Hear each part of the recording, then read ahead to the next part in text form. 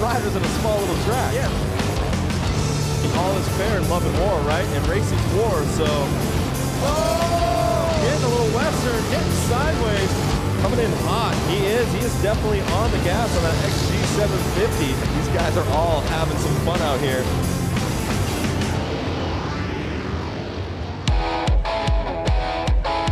The epicenter of motorcycles, Milwaukee, Wisconsin, will tonight get invaded by every bike imaginable and by riders of all skill levels who have all traveled to UW Milwaukee Panther Arena. What's up, everybody? Welcome to Flat Out Friday. I am Brandon Graham, coming to you with our entire broadcast team for tonight. Of course, joined in the booth with X Games gold medalist Lance Corey, the voice of sideline reporting at the X Games, Diana Dahlgren, and joining the broadcast team, making his broadcast debut, by the way, pro flat track racer Johnny Lewis. Lance, I'll begin with you.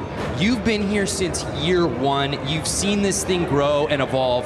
For the uninitiated, what is Flat Track Friday all about? I just love it because it really brings first-timers out, first-timers for racing, and some of the best pros. So you see all walks of life out there racing. Yeah, the range of spectrum of riders. No one's got a better seat than you do. You'll be at the pits all night. Talk to me about the personalities we find out here at Flat Out Friday. I mean, you're going to have guys that don't talk, you're going to have guys that talk a little bit, you're going to have guys that crack jokes, and I'm going to be bringing all their personalities and the stories down in the tunnel. Yeah, absolutely. Along with Johnny, talk to us about what you're doing tonight. You will be bike breakdown, giving us the science behind everything out here tonight. Yeah, it's going to be pretty interesting because there's a large difference of riders out here. Just like Lance said, it's from scooter racers to the hooligan guys on race prep motorcycles that are pretty heavy, and then you got the professionals, like you said. So the motorcycles are extremely fast. It's a tight track. It's gonna be really good racing. Every bike you can think of, every racer you can think of, complete mayhem coming to you now. Let's start racing. The fans invading UW Milwaukee Panther Arena, getting ready to watch absolute mayhem take place on this 1/16th of a racetrack, Lance Corey. Over 15 different classes of racing we'll see out here tonight, beginning with right there, the JV semis will be kicking things off. At the open amateurs, we have the women's main, scooter main, PW50, that's what the bike I started on right there. Oh, little 4-year-old Lance? That's right. The Booney main, that's my favorite right there. Expert main. And if you've never watched this before, you're going, what do all these things mean? Don't worry about it. We got you covered. Obviously, we've got Lance here in the booth. We've got Diana down on the course. And of course, we have Johnny Lewis breaking everything down for us. Johnny, how's it going down there, man? It's pretty loud. So Johnny will be reporting to us live from the course all night long, giving us the behind-the-scenes access on everything. Talk to us about this opening class, Johnny. Man, there's a lot of guys out here. You know, they had to split the classes. There was 100 riders down to, you know, 3 classes, and this is the JV class. You know, the guys are relatively new to flat track, and you know, we just kind of got into it, built a bike, and now they're out here racing. It's pretty wild to see them out here opening the show. Yeah, well said, man. We'll be coming to you all night. So, Lance, we've kicked things off, bud. Racing's looking good already. These guys are they're already warmed up. They've been out there racing all day to get these lap times. Now, talk to us about this course and the setting for those who are just tuning in for the first time. What makes this course so unique here at the arena? So what's incredible is, to my understanding, it's a hockey arena. Right. And before this was set up, there would have been ice out there, obviously. There is not ice out there right now. But there was ice at some point. Oh, I see, but so not now. When they take all that away, the concrete is shiny and it is slick. It's like being in a big store where it's kind of like slippery, actually. Okay. So they end up spraying Coke syrup down, and they let it kind of dry, and it gets really tacky, almost like being at one of those gross bars or something where your feet I have no idea what you're talking about. Your feet kind of stick to the floor, you know? They do that so the tires actually have some traction. 1 lap to go, you see, and there's the checkered flag. And again, we talk about the dimensions of this track. This stuff is at a torrid pace. If you've never watched Flat Out Friday, if you've never seen flat track racing on this scale, don't blink. No, it's incredible. It's almost like racing little mini bikes inside of your garage.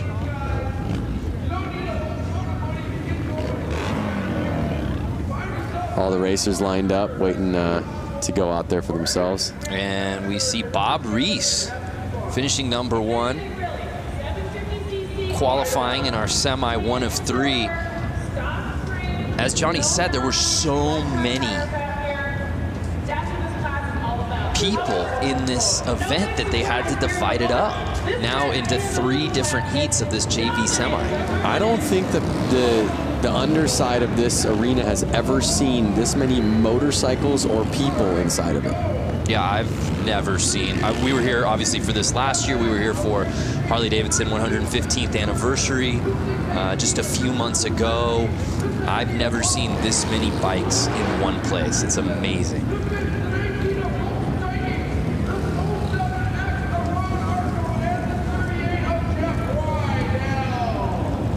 There's a great shot at our track here at the starting line. And one thing you'll notice as we get through these classes, right, Lance, is there's so much differentiation in bike. You'll see categories where you'll see dirt bikes, 450 cc's going against 750 cc's, and it really boils down to traction. Yeah, you're gonna see all of these guys out here right now. They're all on the Sportster platform. They're street legal bikes. That's kind of what makes it a hooligan class. And they're heavy, and they don't have much room to get these things to turn, so it can get squirrely. So this is hooligan JV semi 2 of 3. Oh, like that. 2 bikes down already. Pardon my getting on top of you right there, but no, that's what it's all about, and that's par for the course here on Flat Out Friday. I got excited to call that out right after I was saying you're going to see some squirrely riding. You can see them with the yellow flag out. That means some riders are down on the track, so kind of take it easy. And you can see all the riders kind of bunching up because of that yellow flag. It forces them to slow down a little bit, to be careful so they don't hit somebody on the track.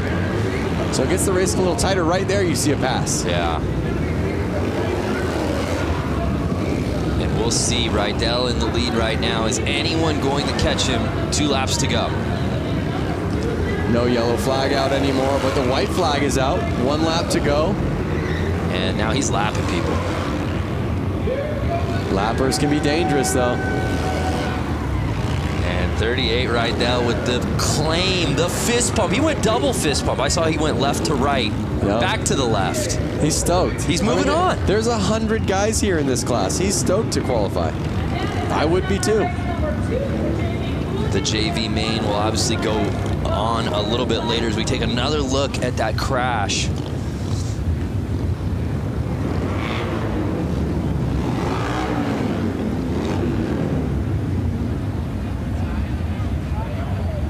There it is. See that quick? Because he was so close to the other rider. quick flag change. And again, if you're just joining us, we're in the midst of our Hooligan JV semi, 2 of 3. Jeff Rydell taking the win there, qualifying onto the main. Absolutely the jewel in the crown of motorcycle racing, hooligan racing, indoor racing, this type of racing in the United States, hands down. There's a little bit of everything here, and the focus really is on fun. Look how huge. And there we see the kits. We should, again, different types of bikes, different types of riders. I think the highlight for almost all of us here is beyond the dressing up of the bikes is the dressing up of the riders themselves. Yep, that's for sure.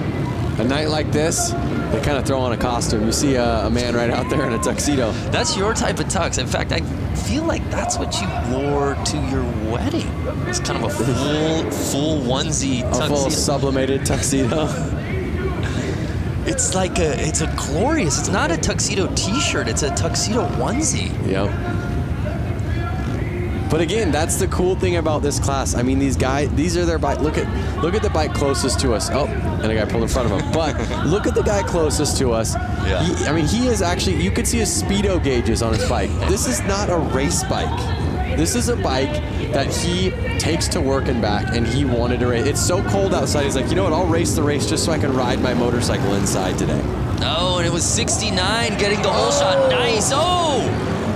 But he's cut on the inside by 00, the Tux Man. Can Brandon Gonzalez get back up there to 00?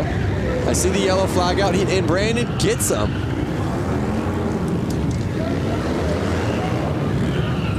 Brandon Gonzalez, the number 69, came all the way from Long Beach, California. In fact, was he on your flight? He wasn't on my flight. I think he had to drive here with his motorcycle. Can you bring a motorcycle up on a plane with you, Brando? That's a great question. All of these riders had to get their motorcycles here somehow, and I think most of them drove. Through the snow, through the rain, through the crazy weather we're getting right now. Just from walking from my hotel to your hotel, your very bougie hotel, I got frostbite on both of my ears. It was 8 degrees out. Yeah. Can't imagine being on a bike out in this weather. So 8 degrees out today. They're inside, they're warm, they're racing, everyone's having fun. And Brandon is staying in front right now.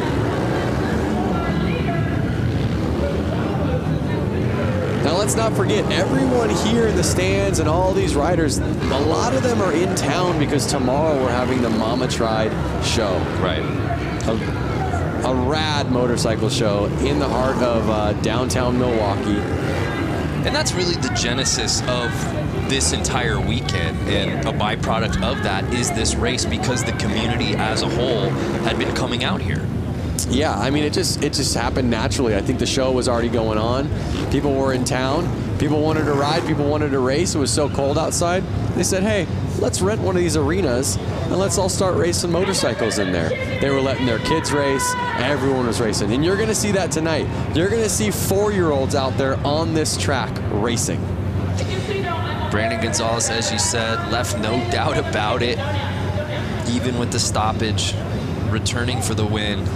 He'll be moving on. So there you see Brandon Gonzalez qualifying.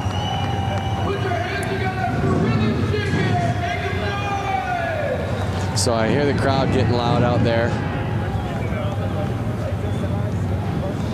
Oh my goodness. We have dirt bikes coming out now. If you guys want me to chime in, I got some stuff. Yeah, Johnny, you're down there, man. What now that we're a few heats in, what's your takeaway so far? Man, you know, like it's cold outside, but this pit area down here, it's hot. You know, these guys are coming out, they're racing for the first time. Some of these guys on these hooligan bikes, you know, they're 500-pound motorcycles, if not more. And you know, you could tell they were a little nervous, and a couple of guys caught each other's back tires and high-sided, but as the day goes on, you'll see these guys get better and better out there. And Johnny, it's just a lot of nerves. And Johnny, while we have you, as we get ready for the Open Amateurs, how many of these guys that we're seeing in certain classes will we be seeing in other categories throughout the night?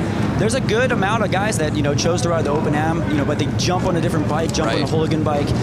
59 out there right now. He's riding I think 3 classes. Hooligan, Open Am, and then the Bunyan bikes, the little chain-driven motorcycles, ripping around when we see them at the end of the afternoon. So he's got 3 classes. Yeah, that's a fan favorite for sure. I guess if you come all the way out and you've got the artillery and you've got all the different bikes, why wouldn't you do it, Lance? He's a local boy. He just loves it. Oh, we had a gate jump right there. Oh, what? Wow. What a feeling. Look at back. How far back is he going? 2 back. I thought he was going to push him back into the tunnel. Yeah, you don't want to jump the gate. Speaking of jumping the gate, 59 getting that early lead. Notice these bikes, they're a little bit quicker, a little bit lighter. These guys are kind of getting on the gas a little bit more. You can see the bike sliding out. Something about a heavier bike, you kind of want to ride it a little bit less aggressive and use that weight to kind of carry you through.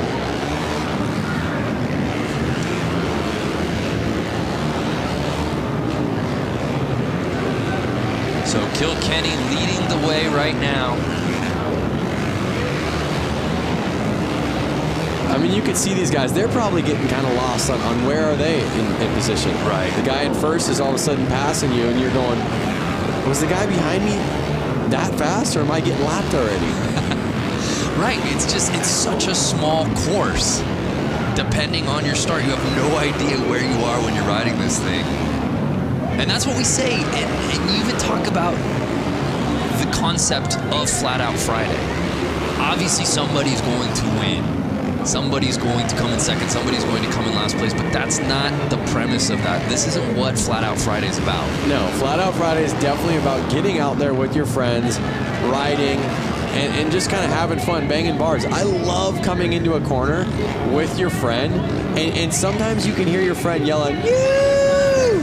It's all fun and games. I mean, there might be a little bit of showboating at the end of the night, like, I took that race. But realistically, everyone is stoked for everyone, especially when everyone gets off the track healthy. Yeah, this is the spirit of a bike with a motor. I don't care what your background is, where you come from. When you come here, you're a part of the community. And harder to find anyone or any place that's having more fun than Flat Out Friday here at UW Milwaukee Panther Arena. Man, we're moving. Open Am, semi 1 of 3. There you see it. Notice how much time difference. So first place actually got 15 seconds ahead of second place. Wow. That's probably a lap. You could see the rubber getting on the track. We should send it down and see how sticky the track is right now. We should just have you walk. You want to just go walk a lap? No, but we have guys down there that can. No, I think you should. I think you should do it. I want the Boonie bike. If you guys haven't seen the Boonie bike, you've seen the Boonie bike. I've seen the Boonie bike. If the people watching haven't seen the Boonie bike, that's my favorite class. It's a little bike with a lawnmower engine in it. No suspension, barely, I don't think they have any brakes. And they're ripping around this track. That's the one that looks the most fun to me. Semi 2 here in the Open Ams. There you see our lineup. Some familiar names in this one, Lance.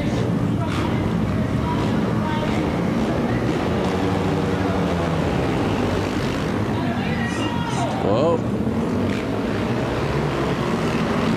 There's a fine line when you get out there of being too aggressive. Right. And maybe putting it down in the first corner. What kind of rider would you be, Brando?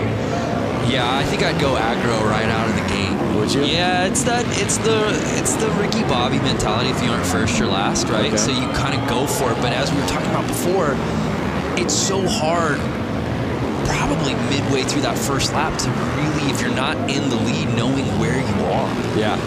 For sure. And you just kind of want to keep picking off the person in front of you, picking off the person in front of you.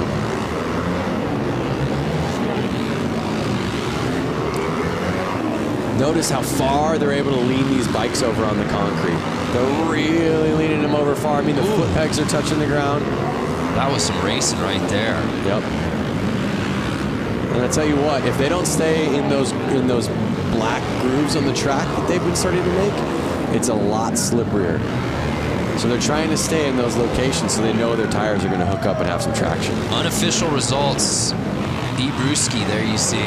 Might be Brusky, but I like Brewski. Yeah? Yeah, hope he's cool with that. But some impressive racing from him right there in our semi too.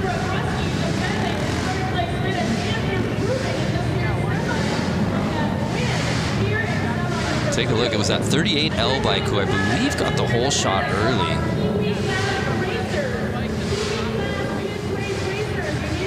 And then Brewski really making his presence known.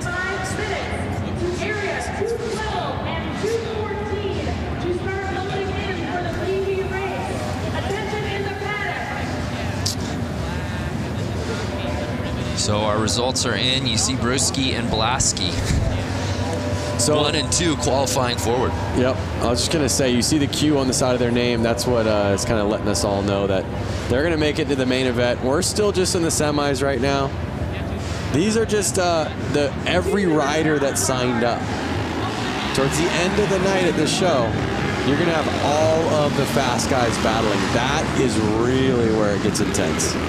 Yeah, it's really neat. As we said before, you come through the tunnels here of the arena and you see all the bikes lined up. You see riders from all different backgrounds. Obviously, there are some very familiar names here who we'll be getting to a little later in the show. And then you literally see 10-year-old kids completely kitted up alongside like a Jeremy Twitch Stenberg, you know? Yep, it's amazing. And where else are you going to find that? No, exactly. You do see Twitch out there, who's well known in the motorcycle community, taking photos with all the kids that are geared up as well. I was one of those kids at one point, and I see little PW50s out there, the little teeny dirt bikes, and it brings back such good memories. And one thing about motorcycle racing, it's such a family sport. You really need that family support. It really creates, like you said, that community. Everyone's there to help out. Everyone's willing to lend a hand. And they're off. 25. And the Stars and Stripes getting the early lead. Notice, Brando, that bike did have front brakes on it. There's no more front brakes. Not to these eyes. It's all gas, no stopping. Yeah, and Lance, talk about the importance, especially on these dirt bikes, of the suspension setup. So you can tell compared to like a normal dirt bike you buy off a showroom floor, they've actually lowered the front end of it a lot, drastically. So that way the weight gets a little bit more in the front of the bike and they can control it in corners a little bit better. Also, they've taken the front fender up. It's not really needed. There's no dirt flinging up. They're able to see where their front tires go a little bit better. But we may get a better answer down there.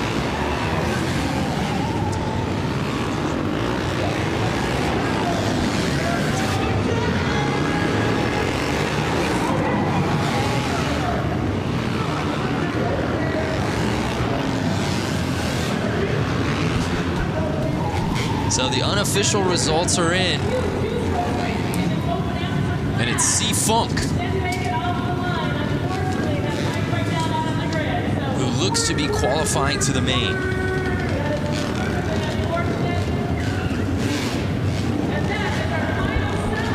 Johnny, can you hear us? Johnny, can you hear us? I can hear you now. All right, so you're down there. You've been seeing the hooligan JV class with the Sportsters. Now you're seeing dirt bikes get out there. From a ground level, what bike do you want to ride? What do you see a big difference in what's going on? Man, I'm partial to these hooligan bikes. You know, they're big machines, but you know, around this little track, they look like a handful, and I'm always up for a challenge. So, you know, these guys getting out here on these big heavy motorcycles in front of a big crowd like this is, you know, is pretty amazing. You know, like I'm pretty stoked to see these guys doing it. Now you're going to get out here and see these pros get out here and do it. You know, there's a big difference. The lean angle's a lot different than the hooligan bikes, but you know, I think these hooligan bikes look like a lot of fun around here. Yeah, thank you, Johnny. Well, as we get ready for our next class, we'll head down to Diana Dahlgren. You never know who you'll run into here at Flat Out Friday. Diana, who you with? Yeah, that's right. Hanging out here with Taylor Kinney. You're starring on NBC Chicago Fire, and you are a motorcycle enthusiast. You've been here with Harley-Davidson quite a few times to Milwaukee. How have your experiences been so far? I came up, I think, August of 2018. Sorry. Whoa, guys! Hey, there we go. For the 115, the Harley anniversary, came up, had some cheese curds, rode around, saw the streets, saw the lake. It's beautiful, and then coming to the track, I couldn't be more happy. So you got to get out on this course earlier today with guys like Jeremy Stenberg, Buddy Settle, Johnny Louchback right behind us. How was that riding on the course?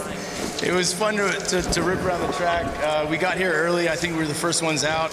The concrete was a little cold, tires were a little cold. We slipped around a little bit. Twitch came out, started lapping us. Buddy came out, started lapping us. We picked up the pace and had a good old time. But yeah, after seeing what the guys are doing tonight, I was telling a couple of the boys, I think I would have ended up in the hay. Well, big round of applause. You didn't end up in the hay this morning. Thank you so much, Taylor, for coming to Milwaukee with Harley-Davidson. It's an honor to have you at an event like this. Guys, we're going to send it back up to you. God bless. Thank you. Love it. Hollywood taking over Milwaukee out here today at Flat Out Friday. Fans watching right now, are you interested in riding flat track at this summer's X Games in Minneapolis? The 2019 Harley Hooligan Qualifier goes to LA this year, taking place at the Born Free Motorcycle Show on June 20th. Keep an eye on Harley-Davidson social media and how to register. It all goes down on Harley-Davidson social media, and you can find out more info at xgames.com.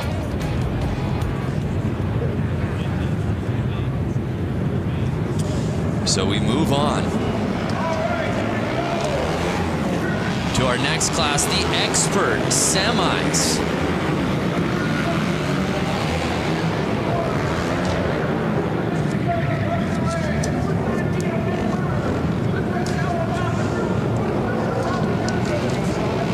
So here we see our first heat of the pro class. Jumping up to the line.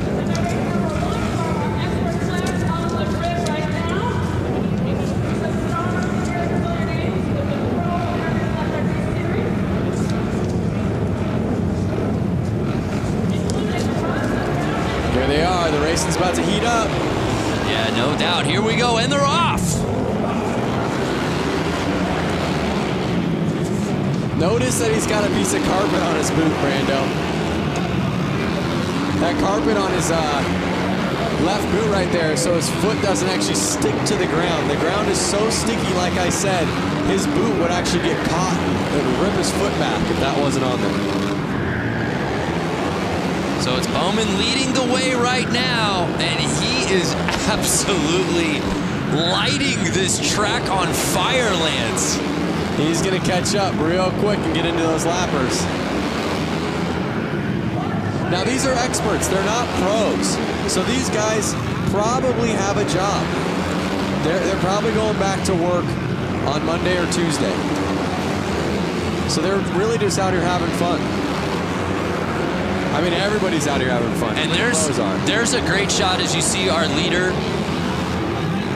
So many of these riders, the setup, especially on their foot, the boot that's hitting the ground, as you can see, taped up to the max. It looks like he's actually got a little piece of carpet on there.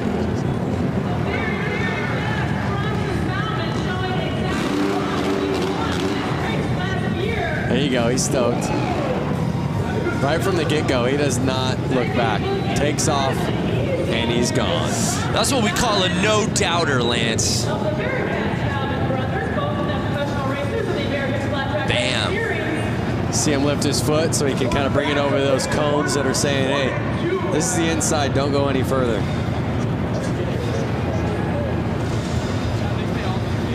Well, Johnny, now that we've got the pros out there, as we move on to semi 1 of 2, there it's officially in the books. Bowman, Gunther, Lang, Weimer all qualifying. It feels like the racing got a little elevated real quick, Johnny. Yeah, it did. You know, if you watch, Bronson Bowman out there, they actually have their left foot peg off because they're laying the bike down so low that it would rub the foot peg. Some guys even opt to take shifters off the hooligan bikes because the cases are so wide. So, these pros now, they're just laying the bikes down so low, getting the direction change. It's pretty amazing to see them out there doing this on a track that's 100 feet from inside to inside.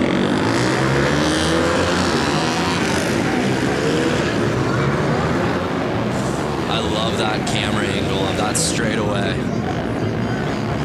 as our next heat moves up. Look at them coming out. They're just so fired up. That lap that they just hit, they were behind the gate. They're like bulls waiting to go. I'm telling you, everywhere it seems like it's raining or cold. These guys are stoked to be inside, warm, riding their bikes with their friends. And there's a look at our semi 2 of 2 roster here in the expert class. 8 riders. Half of this field will be moving on to the final. Who will those 4 be? Let's get ready to find out.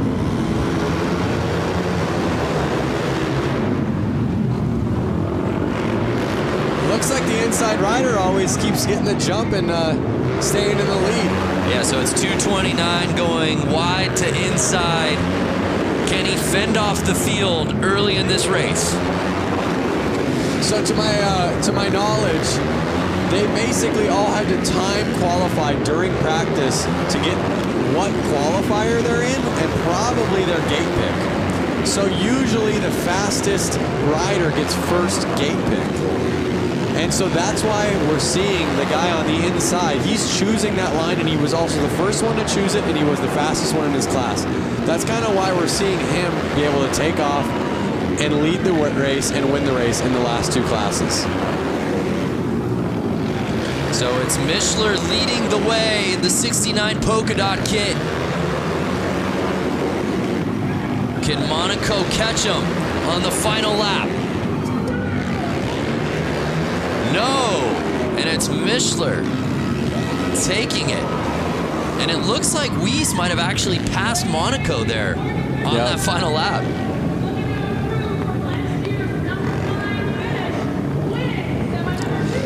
Brando, what's the most CC bike you've ridden?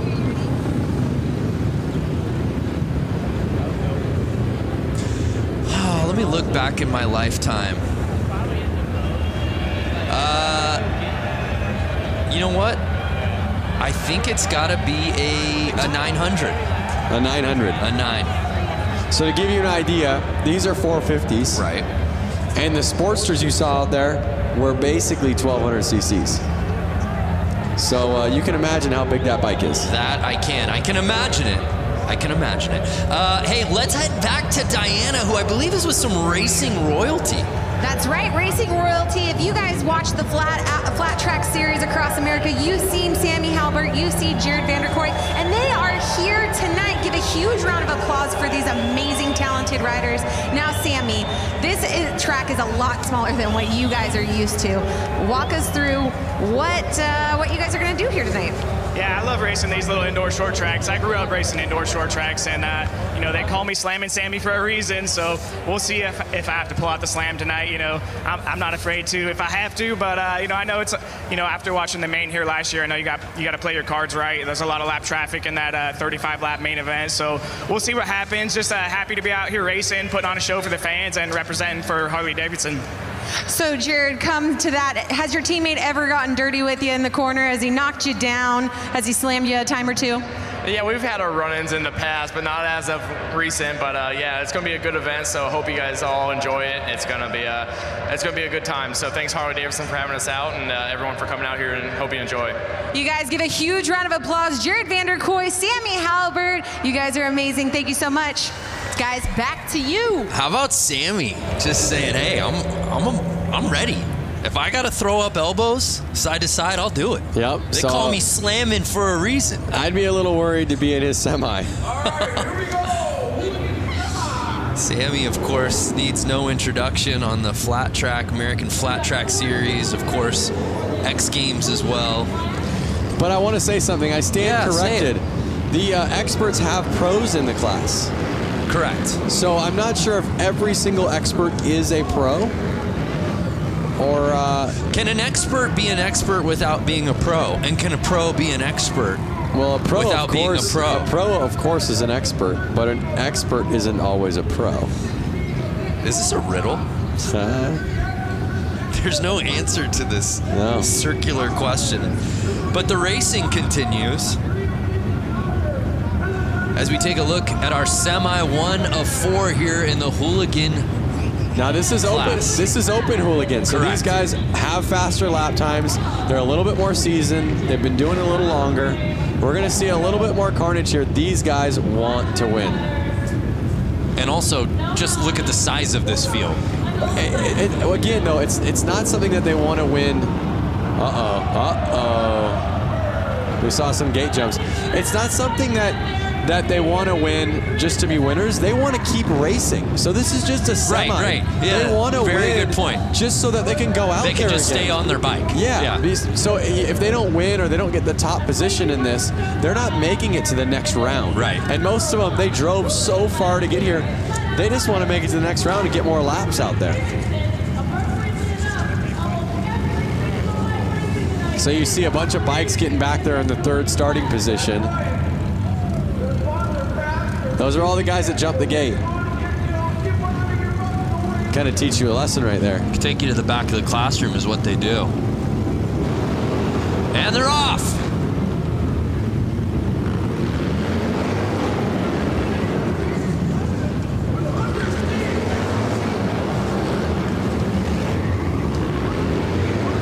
And it's early. It's Clements leading the way, trying to hold off Young and Carlson. I know Clements himself traveled all the way from California to get here, so he wants to stay out there. He wants to keep racing. And is there a better outfit early on than Carlson's tassels? I'm getting a very Lloyd Christmas briefcase money look. Oh, he's in the lead. Yes! He grasped the lead with the tassels. You would think that would be a hindrance, aerodynamically speaking. I think that's something like, I'm the man. Watch out for me. You gotta be pretty tassels good. Tassels is bold. You gotta be pretty good. 100%. But here they are getting into lap traffic, and this could cause some problems. Final lap. And there it is. Checker flag is out. Clements with the win.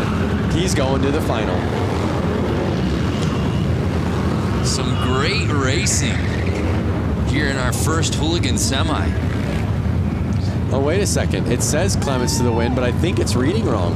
I think so too. Again, those are unofficial because it's the 45X that I stand corrected. That was leading the way. How about that? There was the pass. You want to talk about breaking bread?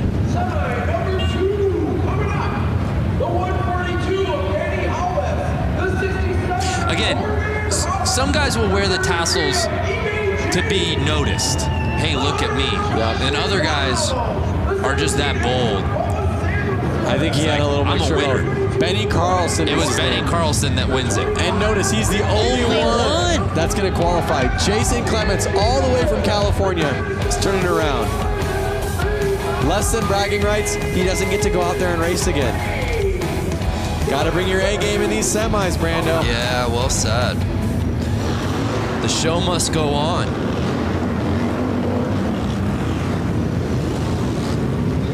Here are our next this class jumping out. Notice the difference in gears. There's a couple guys in leathers, and there's a couple guys in more of motocross gear. Yeah. I myself would want to be in leathers. If I hit the ground, I want to be in something that's going to slide well. Okay. Something that's going to protect my skin. So it's interesting to see, who chooses what. Hypothetically speaking, you're wearing your leathers. What's Lance Corey in this class? What are you wearing? What do you look like? I look like number 100 right there, dialed. Ooh. Even number 81 back there, he's got leathers on. So you go Johnny Cash. I go Johnny Cash. I would be in a Harley-Davidson jacket and chaps. Well, we'll have to get you out next year, Lance. Out of the booth and onto the track.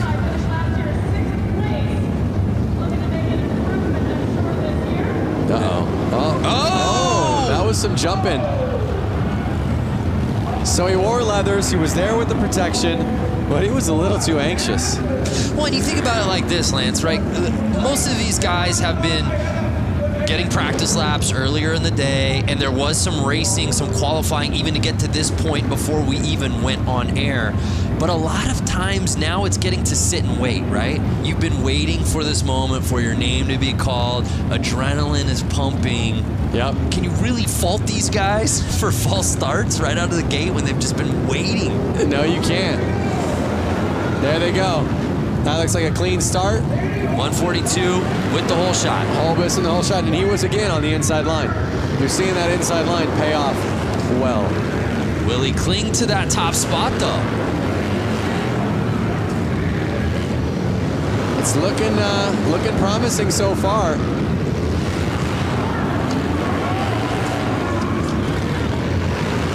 Again, if you're just tuning in, we're still in semi mode. We've got so many finals, so many mains still to come. We're just getting started here on Flat Out Friday. And like I said, Brando, my favorite bikes haven't even gotten out there yet. Noted, Lance. The Booney bike. The bike that's in your shed, that your parents had, that you pull out and you clean off and you pour some gas in it and it starts right up. That I can get 70 miles to the gallon on this hog type of bike. You love that movie, don't you? Yeah. It's the only movie I've ever seen. Dumb and Dumber. So Holbus on final lap. Can he hold on? Oh. And he held it. Is that our guy Louis Louders that came in second there? Yep. We've seen Louis Louders at the X Games hill climb. Along with his brother. Yeah. The Harley hill climb. Again, these are guys. Louis Louders is a guy, he runs a Harley-Davidson dealership. Yeah, has a dealership. So he was probably at work yesterday. I believe he's a Wisconsin guy, if I'm not mistaken. But we've seen him travel for the love of amateur racing. Like you said, we've seen him in Aspen, Colorado, hill climbing. Well, who's turning down a trip to Aspen, Lance?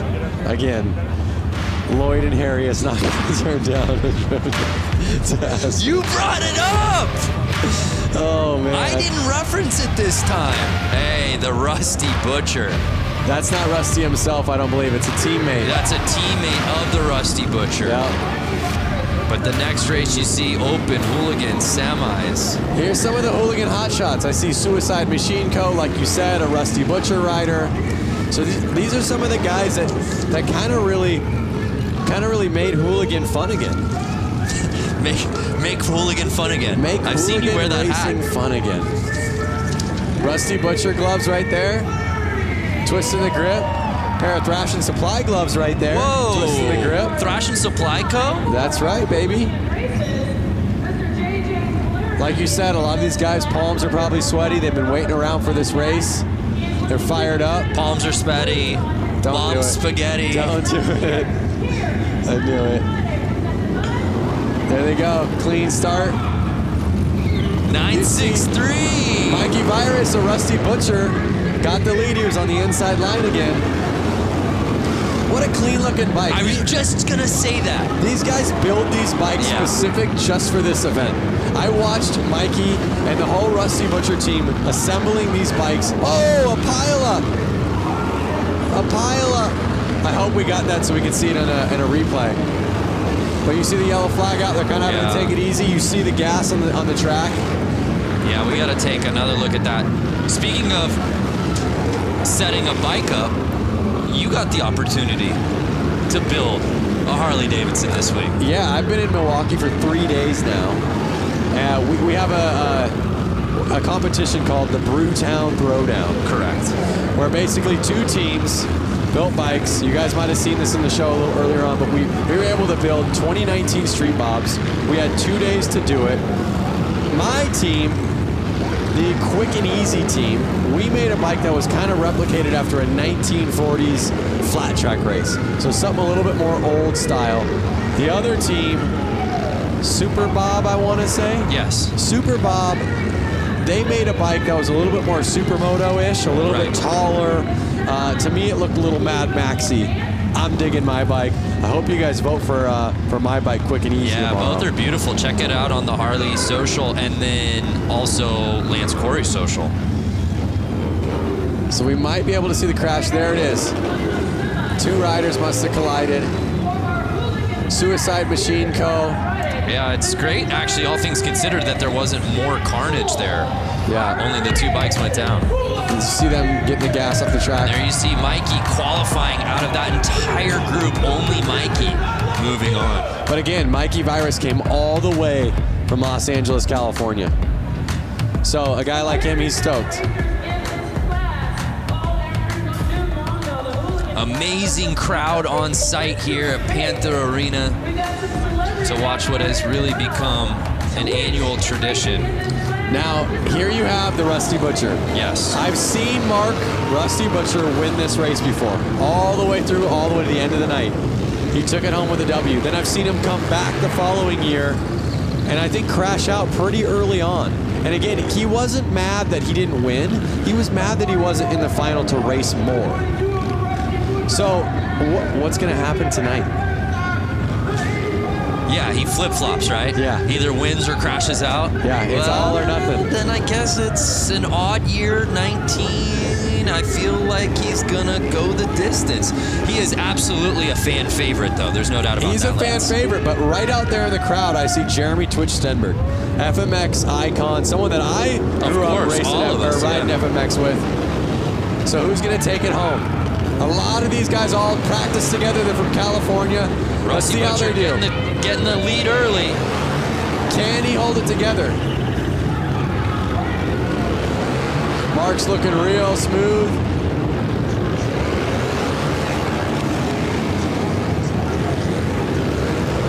He's looking confident. He's got his eyes on the prize, but you see a couple riders on his tail. They want that position. That is the position that's taking you to the final. Are they going to go easy on him? Are they going to throw a tire in? Are they going to take him down? But we got a battle here midway through this race. 3 laps. Oh! No! Mark the Butcher goes down, and it puts Buddy Suttle into the lead. Buddy Suttle taking over the top line, but no, Bush taking the lead from him. Wide. They're coming into Mark now, who's a lapper who was just in the lead. Final lap time. Will Bush hold on? Looks like Bush has got it.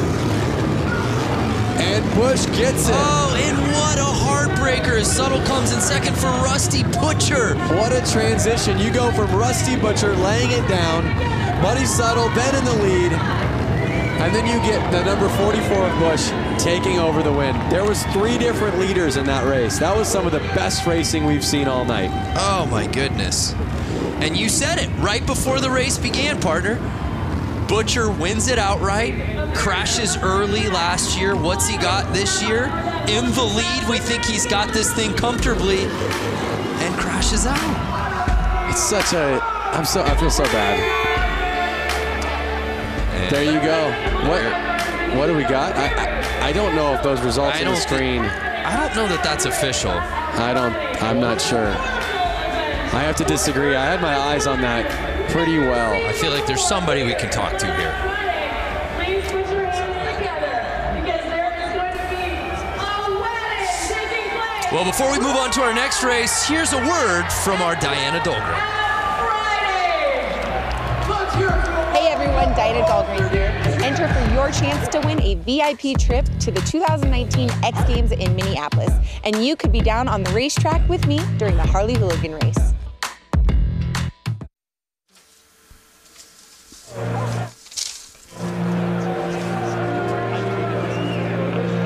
Check out the kids down there. On bicycles, pumped up. They got their helmets on. They're ready to go. They've got more energy than the older guys, huh?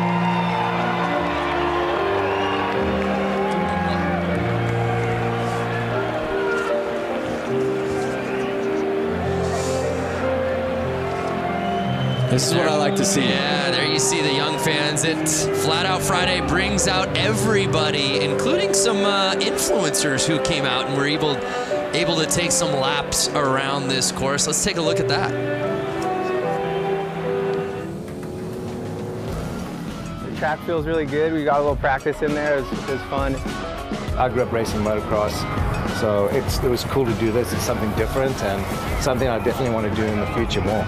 It was fun just to go out and get a couple loops in, watching these guys follow lines and get a feel for the track. It's my first time actually even touching concrete. I've seen so many videos of everyone barely scraping their primary and eating it, so I was trying to be cautious out there as much as I could. It's pretty tacky, but it will spin a little too, so I think it's exactly what you want. It was awesome riding with these two big trees. But I honestly think we got them. Yeah, I got to keep it on two wheels and yeah, not crash. I got 100 cheese curds on Buddy to take the whole thing. Some heavy hitters. Yeah, there you have it. That are part of it. And there's your bike. Yep, there's the bike that I just got done building over 3 days. She is a beaut, man. Well done. Oh, I'm so stoked on her. I really wish I could take her home. Notice how the front and back tire, they're the same size. I love that look. Yeah, everything about it. The paint job, it just... it's an excellent motorcycle, Lance. You should be really proud of yourself. Hey, thank you very much, Brando. And there is the other bike that the other team got to build. Yeah, that was Diana Dahlgren was part of that team. And as you said, a little bit more of a Mad Max kind of racer look. I really like it. Hey, we're still in the middle of all these semis. Let's send it back down to Johnny. Man, that last race had a little bit of everything. Johnny, are you there?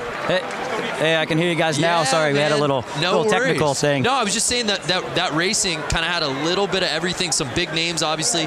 Rusty Butcher, we thought was going to take it, going down midway through that race. Yeah, he just got in there and the bike started chattering a little bit and the front end went away from it. He started getting that lead and started riding a little tight.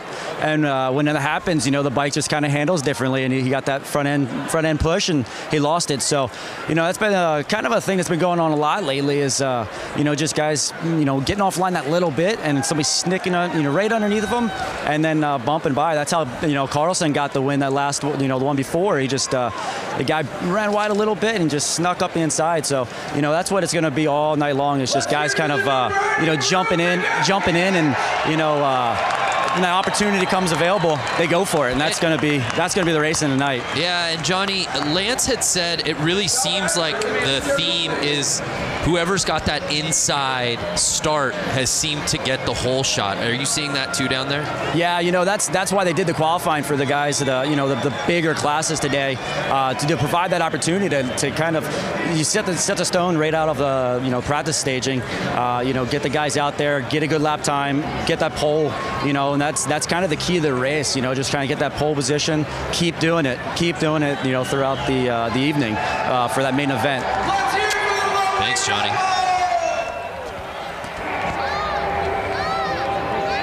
Packed house out there, tons of energy. Love it. Hey, fans out there, make this your year to ride. Learn from the experts and get 50% off the Harley-Davidson Riding Academy new rider course with the code RIDE50. It's a limited quantity available. The offer ends March 3rd. That's 3-3. Visit h-d.com/learn-to-ride for more details. Make this the year, Lance. Make this the year you learn to ride. Oh, I'm loving this. We got a different type of bike hitting the course out here now, Lance. That's, now that I have a kid and you have a kid, I just taught my daughter how to ride a bicycle. Is she not out here? My daughter is 16 months old and she's out there. She's in the bear costume. I want to bring my daughter out with one of those kick bikes. My daughter doesn't know how to ride a pedal bike, but I know she would kick a lot more butt. Your daughter's 2 years old? 2 years old. And she's already riding a bike without training wheels. That's amazing. Speaking of parents and people with kids who ride bikes, Diana Dahlgren, I know you got a little one yourself. When's he going to get out here and ride? 2 years old. He's actually in this teddy bear costume that you see lined up. You know, he's the most massive child on this line. I don't know. I feel like Hunter's going to, you know, take the teddy home for the win. So all the little cats out there, and it's the bear taking the early lead right out of the gate. I feel like there's an adult in that. Oh, how about going the outside to take the lead? Notice how he's keeping the pedal up. That's basically giving him more ground clearance as he turns left. The 3-plate staying wide, and now he's laughing. Oh, could you imagine being out there right now? Unreal. Packed house, the energy, everyone cheering you on. Yes, look at that. I want to start clapping in the booth. That kid has got racing in his future right there. All those kids, what a blast it's got to be, as you said, to come out here. Oh! In front of this crowd, are you kidding me? That is awesome. I love it. The checkered flag's out. You think you're going to get these kids off the track? I don't think so. I'm not sure it's possible. Oh my gosh, some of these kids out here are so small.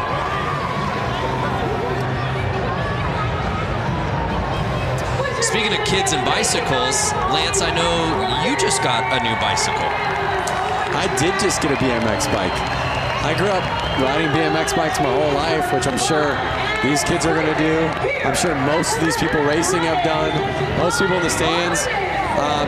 And it just was something that, it was like a calling of like, you need to kind of go back to what you did as a kid and find that real organic fun. And did you find what you were looking for? I found exactly what I was looking for. According to your Instagram all last week, it seemed like you found it pretty much every day at the park. Yeah, I went to the skate park every day and had a blast. Look at that little kid cruising his little pedal go-kart.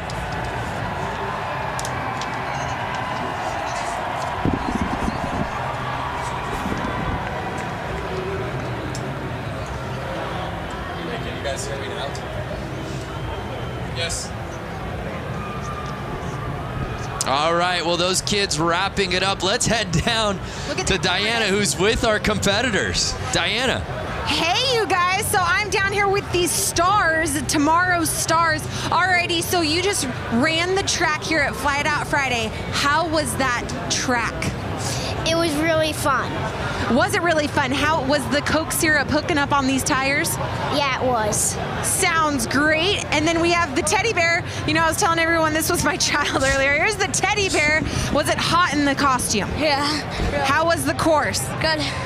What is your goal in the future? Are you going to win some championships in the flat track? Yeah. That's right. All right, who else do we got here? Hi, sweetie. What's your name? Brody. Brody! And how was the course out there? Good. Do you want everyone to give a big round of applause right now? Sure. Where are you guys at? There we go. All of downtown Milwaukee. Guys, these kids are the future of flat tracking. Give a huge round of applause. Great job, guys. Back to you. Thank you, Diana. I love asking the kid in the bear costume, what's your goal in life? And you just saw like his entire life span before his eyes. Like, what do I want to do with it? Where do I want to go? Travel the world? There's a look at our main still to come tonight. If you've been with us since minute 1, thank you. But we just getting started. Some of the best classes are coming. Who do we have lining up next?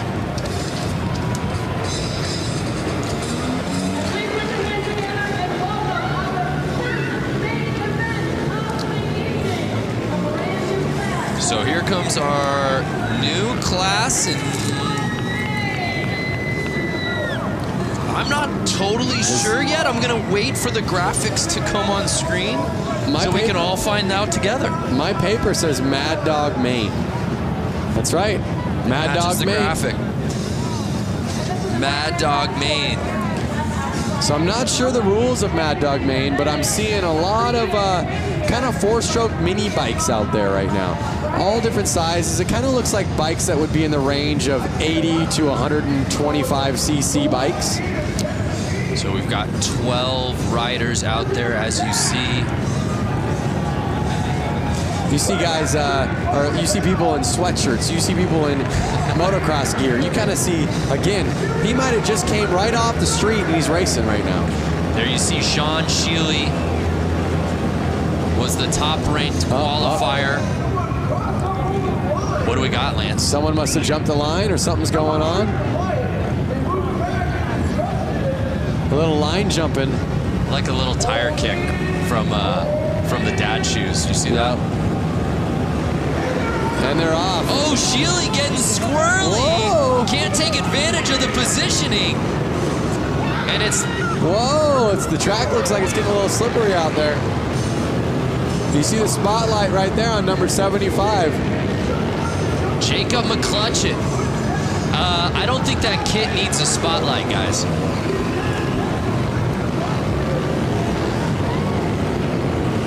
Now again, this looks like a bike that's a little too small for that rider right there. And but again, sometimes riding the smaller bikes is more fun. And it feels like, again, traction, the name of the game on a course like this. Having that bike control. Oh, we see a pass. Bike control is key out there. Smooth and steady wins the race. You saw, just like Johnny said, Mark the Butcher, he was getting a little hard on his bike. He was riding a little too fast. Because he lost his smoothness, he ended up letting it go. So it's Ryan Stephen leading the way, and it doesn't look like anyone's going to catch him, Lance.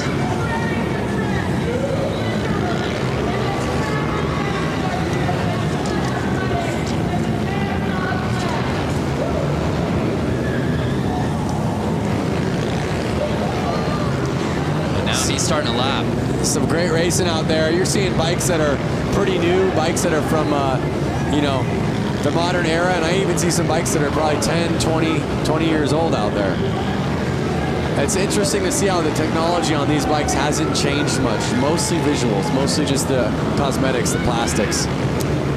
So final lap, and it's Steven taking the win, at least unofficially, but to these eyes, you can pump that fist, Steven.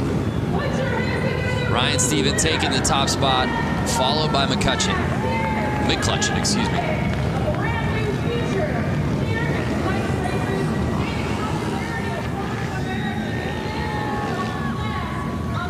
It was McCutchin leading early in this race. And let's see if this is where the pass took place.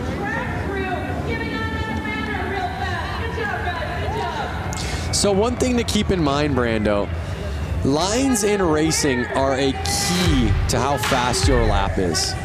So basically, what is the quickest way around this track with staying the smoothest at the exact same time? So you can almost look at it as, if I walk this track on my feet, what's going to be the easiest way around it? Well, it would be on the inside, right? So on the corners, you want to be on the inside. But you couldn't stay on the inside and be smooth if you were staying on the inside on the straightaways.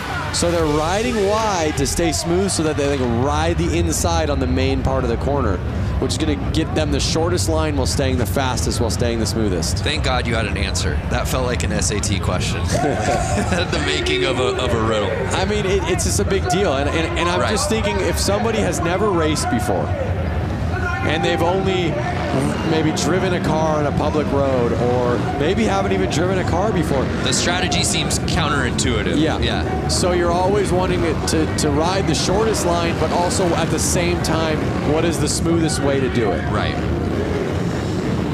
So here's the JV Hooligan main.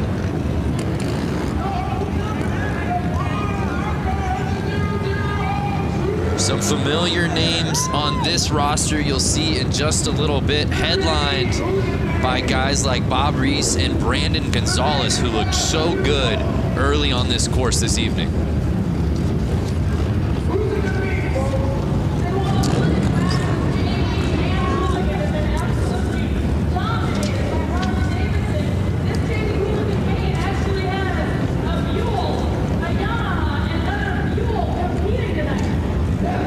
Got 3 different bike manufacturers out here, but it's certainly Harley-Davidson dominant in this class.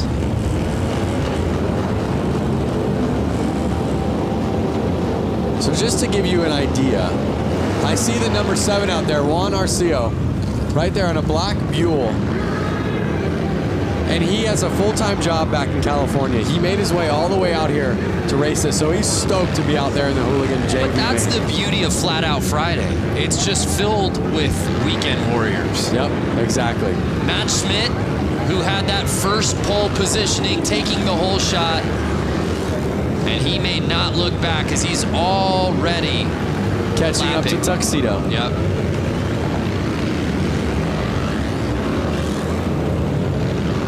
Lappers pushing wide right there. Schmidt staying in the lead. Looks to me like he's going to run off with it. Still 8 laps to go. But Schmidt clearly knowing his way around this course. He's kind of already catching up to a couple other lappers. And you see that for those who haven't watched before already, the etiquette for some of these guys that are getting lapped. They're merely getting out of the way. If you're getting lapped and you know you're getting lapped, the nice thing to do is kind of let that guy by.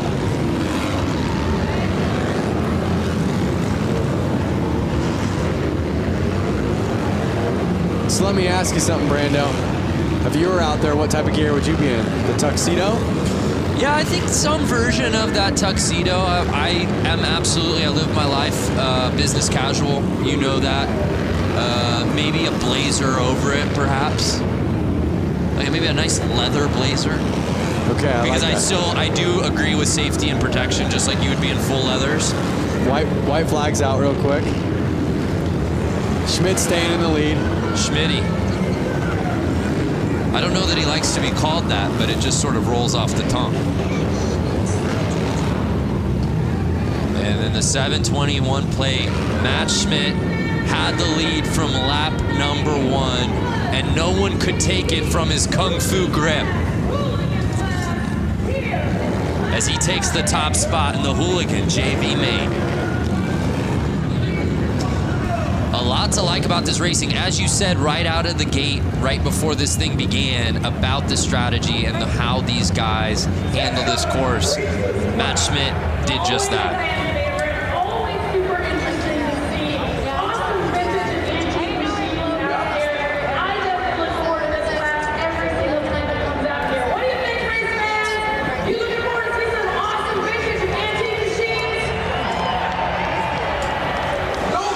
So it's Matt Schmidt taking the top spot. There's a look at our results from the Hooligan JV main.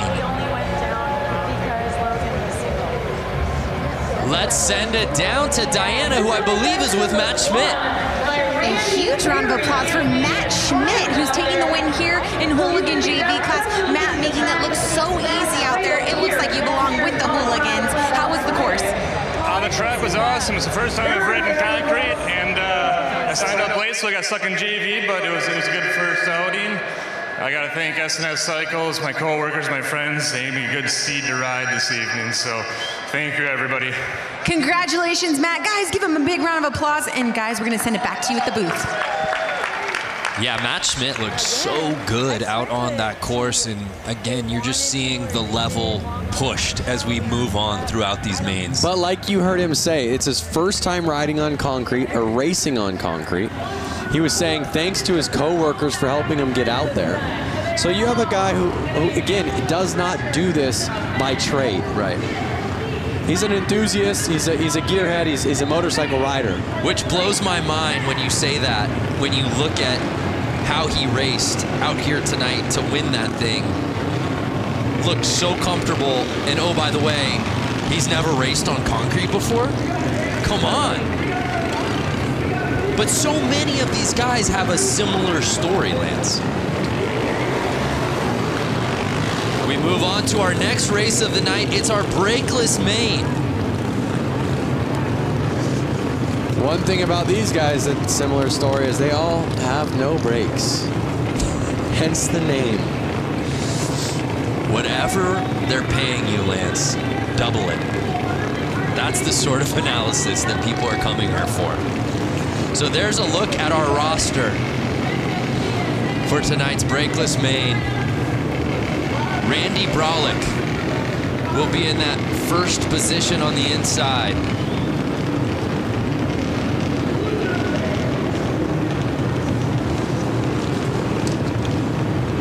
You see him lining up right there.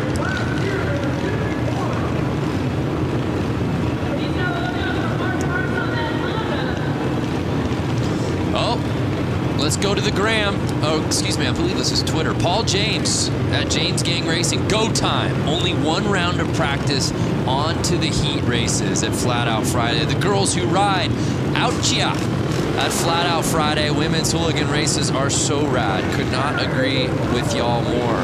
The girls who ride. Hashtag Flat Out Friday. Join the conversation. And Randy Brolick, the 51 plate, shot out of a cannon, Lance. He did. Look at him just dragging that foot on the ground. Oh, he brought it up right there. Dragging his foot with the carpet. Brings it up on the straights. Puts his foot down in the corners. He puts his foot down in the corners kind of to brace himself so he can feel where the ground is. So he doesn't lean it over too much. Because again, if he leans it over too much, he'll start dragging peg, which could then send him off his bike. Excuse me, there's 251 plates. I incorrectly said Brolick. It's actually Barry, Randy Barry. No, ride her down.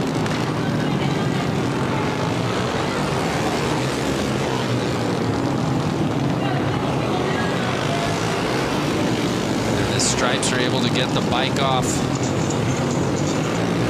quickly there.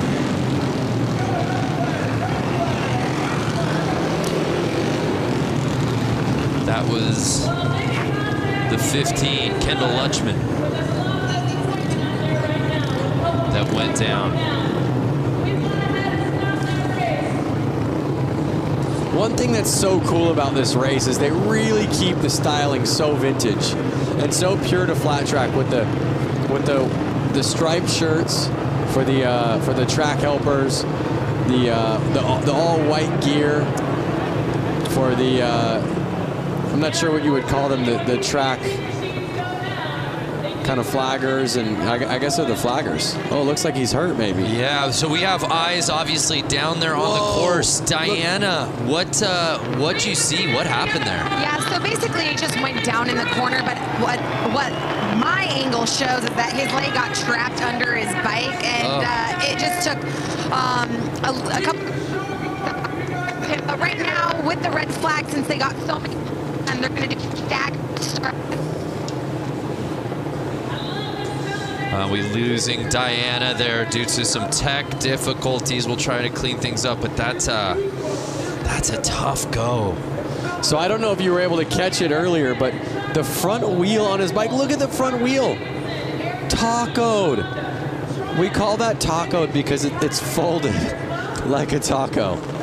Oh, that's why you call it taco. I'm done trying to help No, I you. gotta tell you, the stuff that I am learning from you, Lance, is just blowing my mind. Doesn't look like he's doing too well. I mean, he's back up on his feet, but yeah, it's good to see him popping up. But how? I mean, my goodness! I hope that Panther Arena gives this man a hand, because you see what happened, and as Diana said, basically that wheel going over the leg. You see what happened to the wheel. I'm not even sure if that bike rolls. I think they're gonna have to lift the front wheel up to get off the bike. But you see the rest of the crew lining back up to finish this race.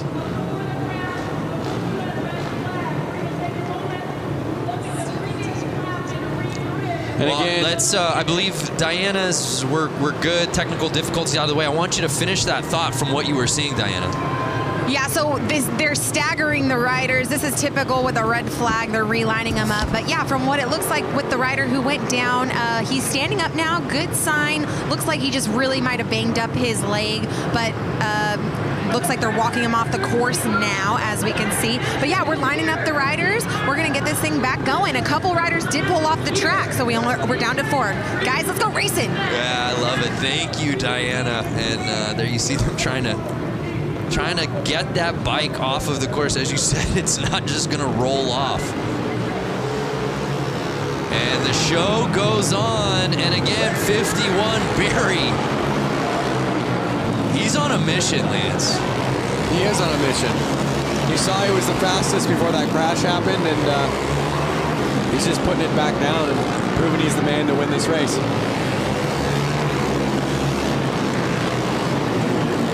So 4 laps to go. And it's Barry with a sizable lead, and as you said, Lance, going outside to in.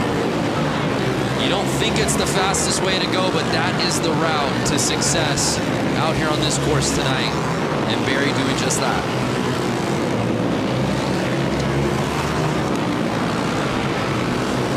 There it is, white flag out.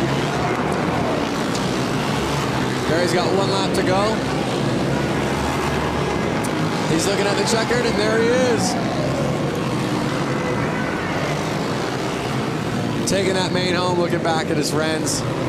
Big smile on his face. You can see it right through his helmet.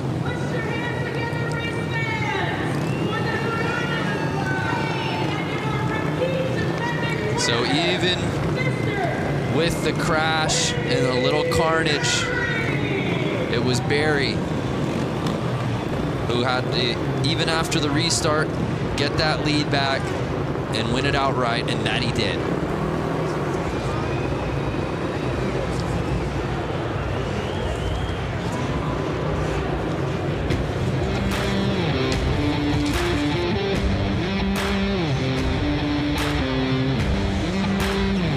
So brakeless main officially in the books. One name I do want to point out, Chuck Dickinson. I don't know if you've seen Chuck around. He's always here. He was, of course, at the 115. Chuck Dickinson, 78 years old. Wow. Let's head down to Diana, who's with our winner from the main. A huge round of applause for Mr. Randy Barry, the number 51 that constantly put down a huge lead on the course. How was that track out there tonight? It was good. It's always a good race with the guys with the brakeless bike. A lot of crashing tonight, but I tried to get a couple and just keep it clean. That's right, you did keep it clean. You maneuvered through the course beautifully with lappers and people who fell down. You got to give these young bucks some advice. Yeah, it's just really good to do it like that. So. All right, we'll give it up. Barry taking the win. Lance Brando, back to you. Yeah, thanks, Diana. His experience showing in spades out here tonight. And how about that, Lance? I mean, you have the start that you're looking for. You're leading the race. You know you're in your game. There's no one in front of you except people that you're lapping, and then all of a sudden that flag comes out. Oh, we got to stop this thing. That's definitely a bummer. Because your heart rate just instantly is like, oh, what? So it's definitely a bummer. I mean, but normally you're confident enough to go, you know what, I can do it again. I know I can lead laps. I know I can be in the lead. I'm going to do it again. And obviously, we saw that he did that. So from Randy Barry and the brakeless gang to the new class, the youth main. So one thing about all these youth bikes lining up, I can hear them, and they're all two-strokes, meaning they're all different style engines than the last ones. These bikes require their gas to be mixed with oil. They're all about 85cc bikes. You can hear it, you can smell it. Oh yeah. And a couple of Tidwells in first and second. It's Trevor Tidwell in the lead. His brother Tyler behind him. These riders have to stay out there for 10 laps.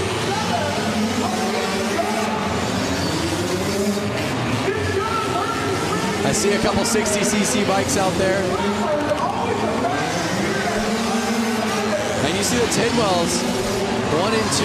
Do you think that any bit of their training together is Clearly it's paying off.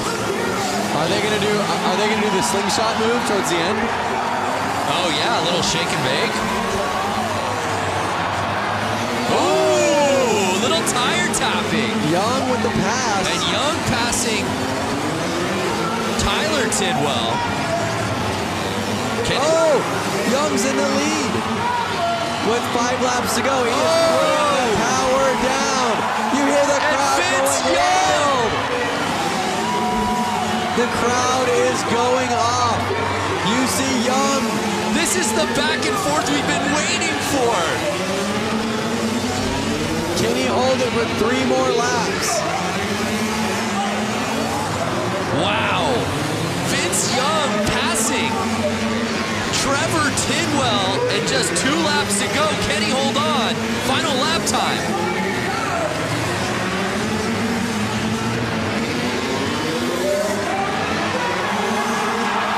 Wow. And did Tidwell pass him? A photo finish, Lance. We gotta see that again. Did Tidwell regain the lead right before the checkered? I need to see a replay. That may be a youth main, Lance, but that was easily the best race of the night so far. It's only going to get better. Wow. Here we are. You see some passing. He's letting a rider back out on the track.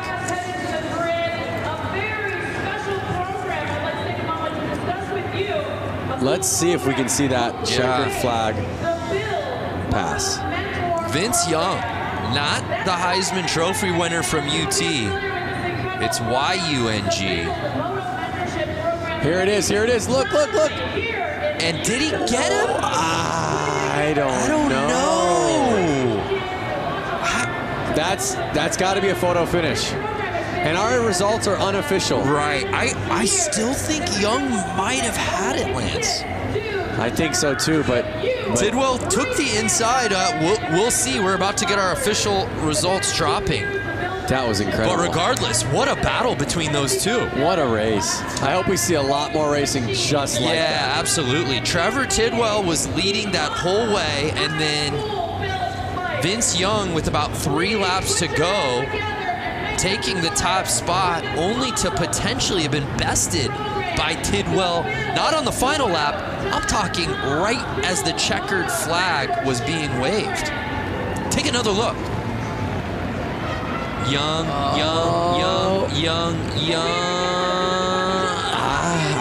Tidwell on the inside just makes it so interesting. Look at how leaned over Tidwell was. Carrying his momentum right out of that corner. Leading the bike. That's some savvy racing right there. Incredible. What's up, everyone out there? That's a lot of people getting on the Jumbotron for the first time in their lives. Oh, kiss cam. Kiss cam. All of these machines are built by local high school students. That's right. So they're going to the tape right now, really taking their time. Who's your money on? I still think it's Vince Young. Some more social coming through, bikes going fast, zoom zoom, hashtag Flat Out Friday. I love it. Not Simone. Even got a little, she's got the cherry emoji in her handle. Watching Flat Out Friday on Blockhead Moto channel by the fire. What better way to spend a Friday night? Dave Hoffman, thanks for spending the night with us. Malika, who says there's nothing to do in Milwaukee? Not Lance or I. That's for damn sure. We're checking out Flat Out Friday. Checking out Mama Tried's Flat Out Friday. Lance, we still don't have our official results yet. They're looking at photos. At the photographs. They're looking back at the footy. You asked me, I asked you. I thought it was VY. Do you think Tidwell did enough there at the end? I'm going VY, but they're definitely splitting hairs right now. Could we have a co-champion? No. Somebody passed it first. They are splitting hairs. They're looking at the photo finish right now. Someone has to have a photo. And it's Vince Young.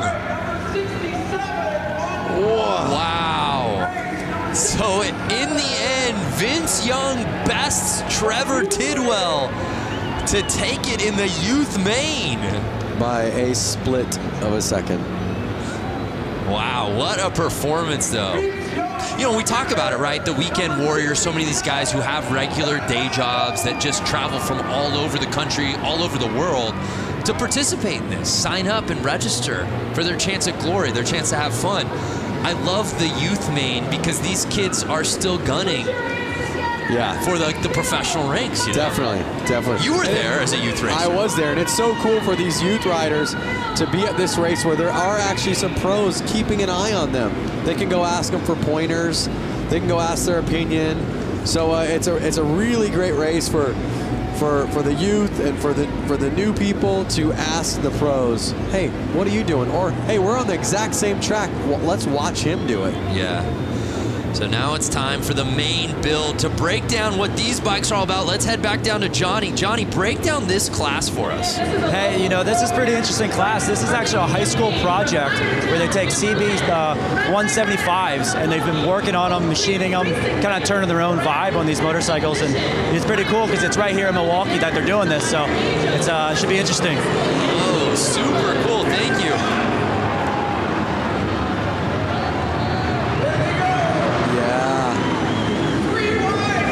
How rad is that? See, I want to be on one of those little bikes like that. Some you're proud of, some you're having fun on, but some you're not as worried to kind of drop if you accidentally go down. Miss Cho leading the way on the 35.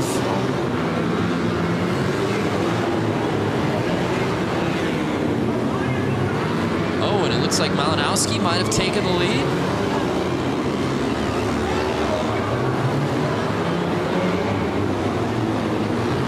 Eight laps to go.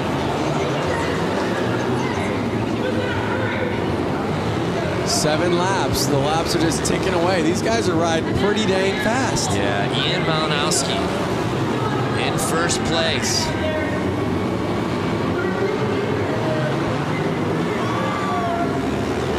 Now Ian's making the passes.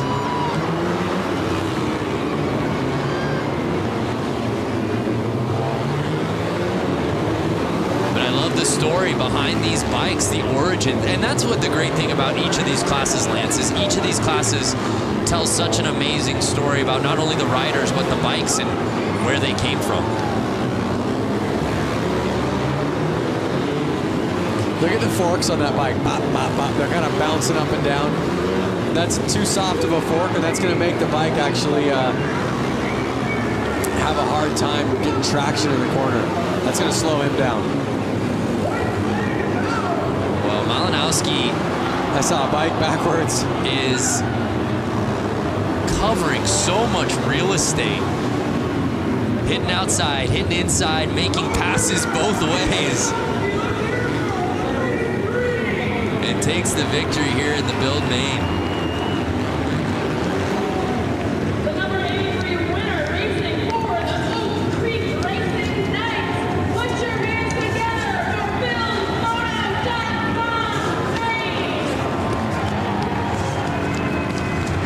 That class looks like fun. And to top it off, they had a lot of fun building those bikes. You built a bike earlier this week. I would have loved to see you jump on that and figured out which class you could have gotten in with that thing. I think that class would have, I know we have a couple cool classes coming up. It would have either had to have been hooligan, inappropriate class. I could absolutely see you. We could have gone out there in that one. I would say I would have signed up for the inappropriate class. Yeah. Because it's a little bit of an inappropriate bike. It's a little too big. So what would your costume been? Oh boy. Well, the bike was styled as a more vintage bike, so I would have played the part and gone vintage. I would have been in some old school leathers. Nice. With kind of a helmet that Evo Knievel would have worn, like a helmet that looks like you should be in a space shuttle. Well, partner, it's not too late. We move on to our next class. Get ready, it's the women's main. The ladies of Flat Out Friday hitting the course.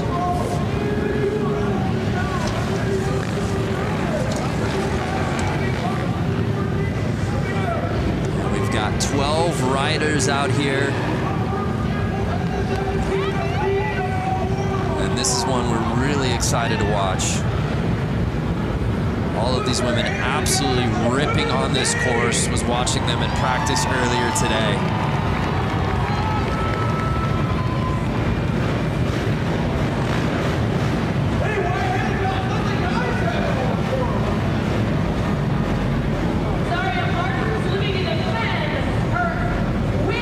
I see a lot of different CC bikes out there. CC's the cubic inch of the motorcycle, which the more cubic inch, the more power. But I'm seeing bikes that could be upwards of 450 cc's, and then bikes that look to be somewhere in the neighborhood of 125 cc's. Yeah, let's bring in Johnny. Are you seeing that as well? Lance just talking about the variation in cc's in this category. Oh man, there's a big one. I don't know if you noticed, the last bike that pulled up to the start line was a Honda Rebel. Still has the taillight on it, but then you got racer girls that race full time, you know, like all season long. So there's a lot of really strong talent out here, and also a lot of beginners just getting out here for the first time. So we're getting ready to set it off for the women's main. We're having some troubles at the start right now. I'm seeing some gate jumps. I'm seeing some bike stalls. So I think it's their nerves kind of getting to them. And as Johnny said, you see it with hooligan racing. You see it at Flat Out Friday every year. Just so many different types of bikes, but you know you're at Flat Out Friday when you see a tail light out on the race course. Yep. Uh-oh. Getting bumped to the back. It was looking like she was having some clutch issues. She kept jumping the gate, but I don't think it was intentional. I think it was either nerves or it was something with the bike. Oh, there we are. Yeah, I'm seeing dirt bikes, but then I see a cruiser bike. Right, and that looks to be Zaria Martins. Uh-oh. Oh, she has to be on the third line for those mistakes. They're off. Again, that inside line kind of being the promising one. It looks to be the number 11. Anna Lang.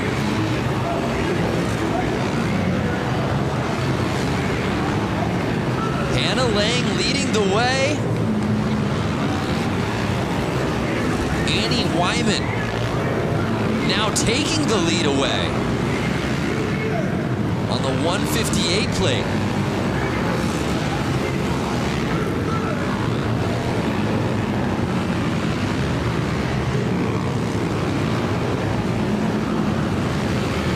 And you see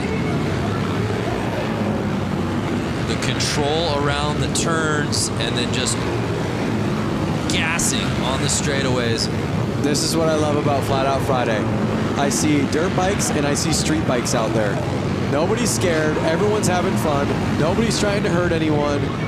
Good times on a Friday night. Right.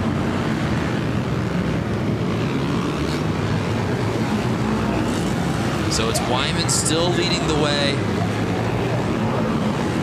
with Megan Funk right behind her. 4 laps to go.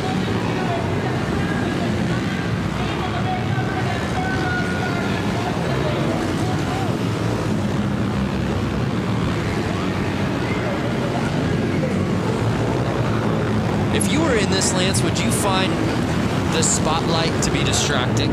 I don't mean that figuratively. I mean literally the spotlight being on the leader. Yeah, I know what you're saying. I think that you're so focused, you're so looking forward at what's going to happen next. Your mind is so in the race. The light, you're probably... Oh, no! was trying to get that last lap pass.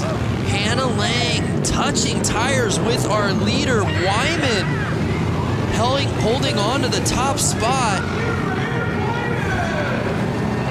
So I think that the spotlight goes unnoticed. I really do. I think your mind's so focused on the race, that's not something you're thinking about.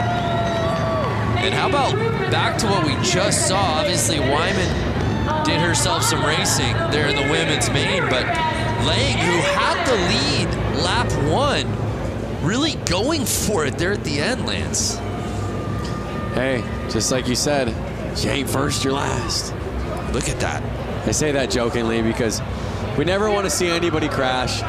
Luckily, it looks as if the crash, she's okay.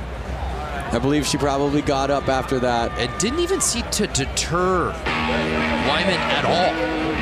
I think she was straight up enough, far enough out of the corner that it wasn't going to affect her. So Annie Wyman taking it in the women's main. Let's head down to Diana, who's with Annie. Annie Wyman, congratulations. You took the lead, smooth race, and someone almost knocked you down right as you're crossing the finish line for the win. How was tonight for you? Thank you so much. It was a really close race, but I had a lot of fun. It's my first one ever at Flat Out Friday. I wanted to thank my dad for taking me here and all my sponsors for helping me out. First time at Flat Out Friday must be a good luck charm. Congratulations. Wyman taking the win. Yeah, what a performance from Wyman in the women's main. Didn't have the lead early, but was able to climb the ladder, took the top spot by lap number 2, and then there was no looking back. Even got a tire tap there on the final lap. And now it's that category Lance has been waiting for, the scooter main. Let me out there. I wonder if they would have let, I guess a scooter, you probably have to have that section in the bike where your feet can kind of sit on that platform. The scooter main. Do you have a scooter at home? I don't. I have once upon a time. I was actually able to trade my van for it straight up. So a scooter is a light two-wheeled open motor vehicle on which the driver sits over an enclosed engine with legs together and feet resting on the footboard. Look how old that Vespa is. Just a nice vintage Vespa. This is what Flat Out Friday is all about. 8 riders on scooters. And Lance, the reality is almost all of these guys have been out here for other races as well. Just bringing their scooter from home. This is the fun class. Oh, look, they were tied up. This is the fun class. This is the class that I want to be in. Let me out there. Absolutely amazing. Lepzinski leading the way. These are the grocery getters. These are the coffee getters.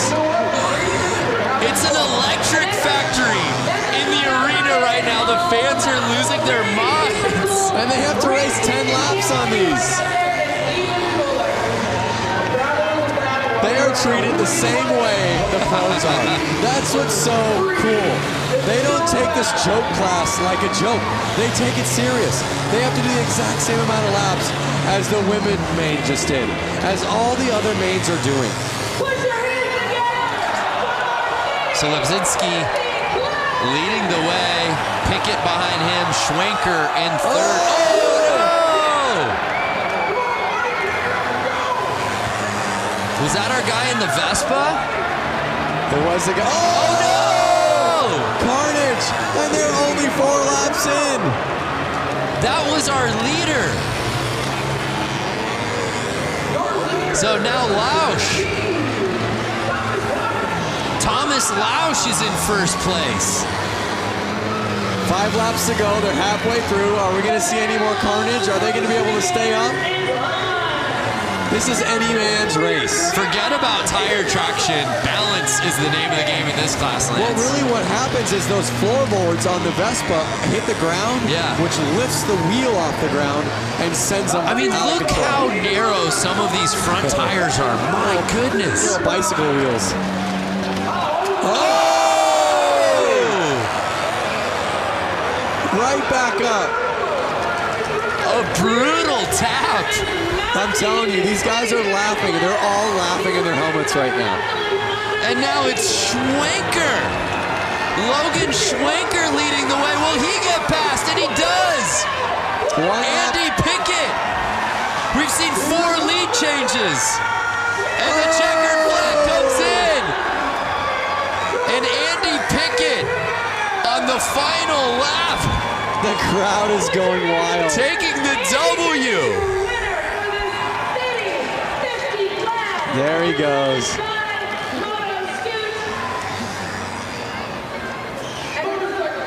Wow. I've got a grin ear to ear right now. That was amazing. Yeah, I was smiling the whole way. Oh! Tucked front end right there.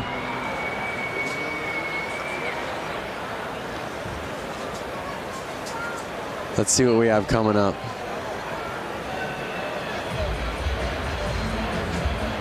Oh!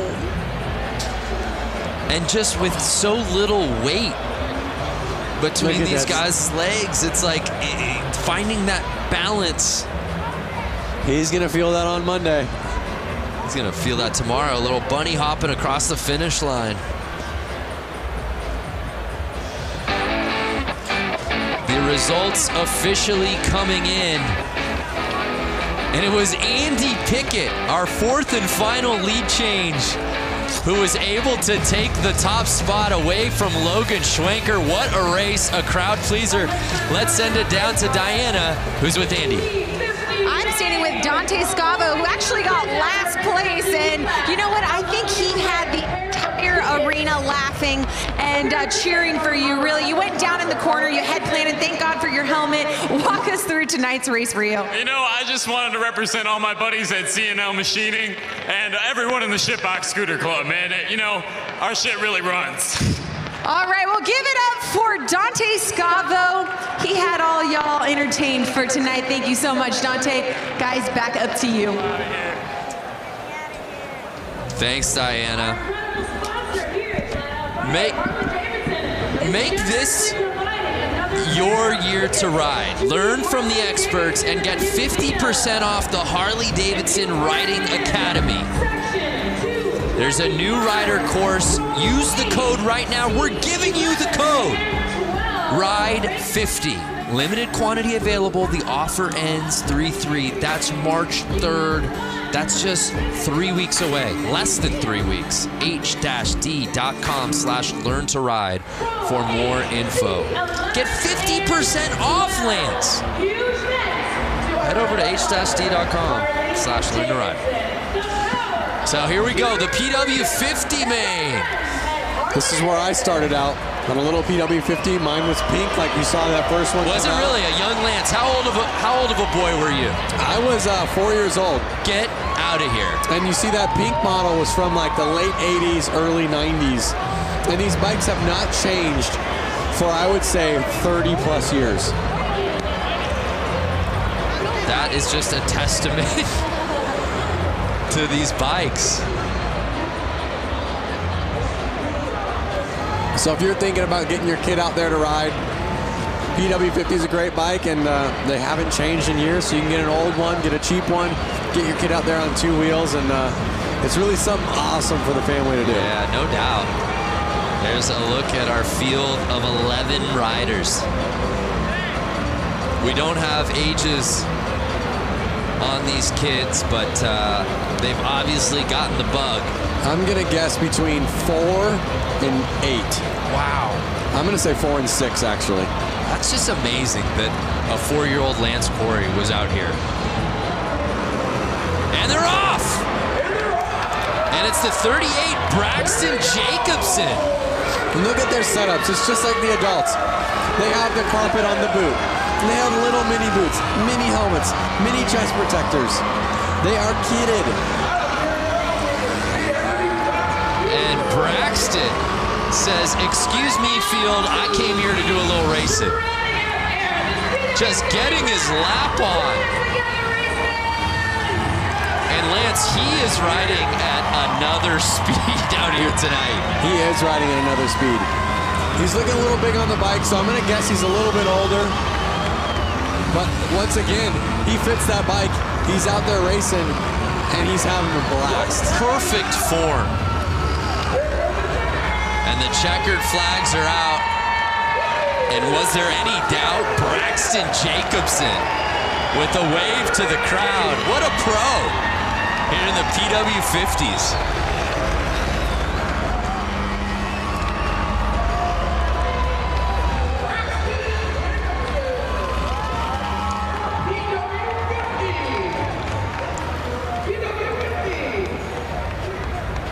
How epic.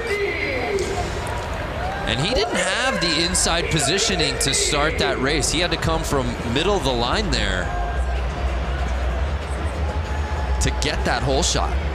He had his eyes on the prize. That's a fact.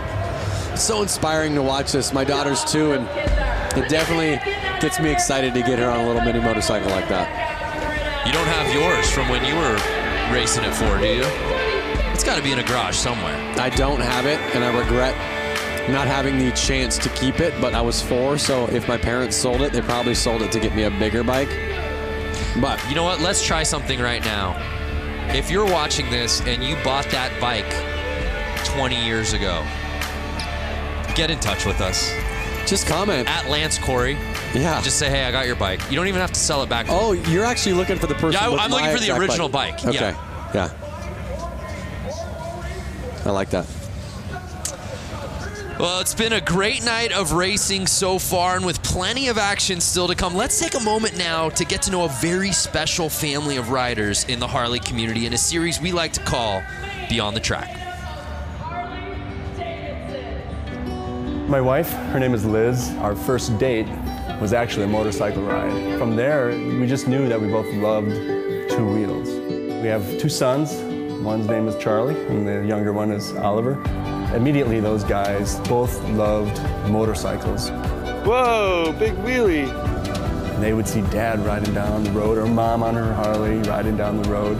It just keeps us energized and excited as a family to get out and just be on 2 wheels together. It was just in their blood immediately. Eventually, we bought the little Harley-Davidson Power Wheels. Had a blast on those, doing donuts and all that sort of thing. From there, it just took off. Flat Out Friday is a non-stop, action-packed show for kids and adults of all ages. So this year, I'm going to be racing in the amateur 450 class. And then the boys are going to be racing as well. Now I get to be part of a pit crew, seeing as how my 4-year-old is racing his little PW50 this year for the first time. As a dad, seeing the kids out there and my wife getting out on her dirt bike, it brings me so much joy. Like, I'm just lucky that, you know, the boys got into it. I found a beautiful wife who loves it too. Now that is amazing, and that's what makes motorcycle racing and Flat Out Friday a truly family affair. You know, it's fitting, being in Harley-Davidson country, that Diana is joined by our next guest. Diana, who do you got for us? I'm standing here with some Harley-Davidson royalty.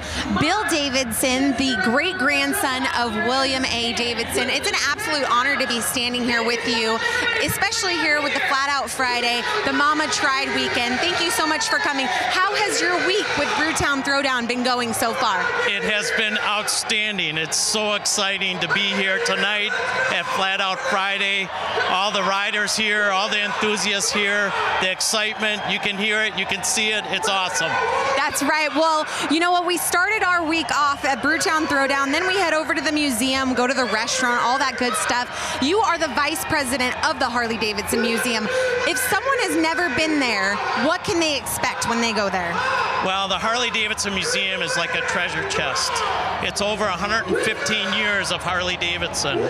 So you can just imagine the motorcycles, the memorabilia. We've got special products like Elvis Presley's Sportster. We've got a double-engine knucklehead called King Kong. Peter Fonda's Easy Rider motorcycle. It's an amazing place to come and visit and experience what Harley-Davidson has created over this 115-year time span. It's outstanding. It really is outstanding. I hung out at the museum during the 115th anniversary. I was busy nonetheless. I didn't even have to leave the museum because if I wanted lunch or dinner, I could just head over to Motor. There's so much more to do at the museum than see the museum. Absolutely. There's a great restaurant called Motor. There's a bar called the Can Room. We've got so many events that take place. We do bike nights there. And this summer, starting June 15th, we have a special exhibit that's called the Daredevil exhibit, which is going to be unbelievable. Some of the things that we're bringing in, like Evel Knievel's XR750. We have a motorcycle that's rocket powered with helicopter blades, and it was designed to jump Niagara Falls. It's so amazing. If you guys haven't been to the museum, I mean, they go above and beyond there, and you guys won't want to miss the Daredevil exhibit. It's going to be coming around June 15th. June 15th. And you guys can't miss it. And is there anything else that when people are watching, what do they need to know about the Daredevil in the Harley-Davidson Museum? Well, you can't miss it. It's going to be spectacular. Some of the things we're gathering up actually from around the world, representing daredevils through the years, whether it's been on horses or bicycles or motorcycles or cars. It's going to be at the Harley-Davidson Museum this summer. Well, do not miss it. June 15th, Daredevil. Bill Davidson, such an honor to be standing next to you, and thank you so much for all your family's history and lineage. Thank you. Brando, Lance, I'm going to send it back up to you guys. I bet you're jealous right now. We are peanut butter and jealous is what we are. And the Harley-Davidson Museum is worth the trip to Milwaukee alone. Whether you own a Harley-Davidson, whether you rode motorcycles or not, it is an institution. We love going there. I love the Harley-Davidson Museum. I love the food that they have there. I love the memorabilia that you can buy. Well, tonight's broadcast is brought to you by the all-new electric Livewire. Plug into a new kind of thrill. Discover more at h-d.com/livewire. And by Eagle Rider Rentals and Tours. With more than 150 locations in the United States, rent your dream bike for a road trip across town or across the country. Eagle Rider's the official U.S. provider of rentals and tours for Harley-Davidson Motor Company. Visit eaglerider.com to learn more.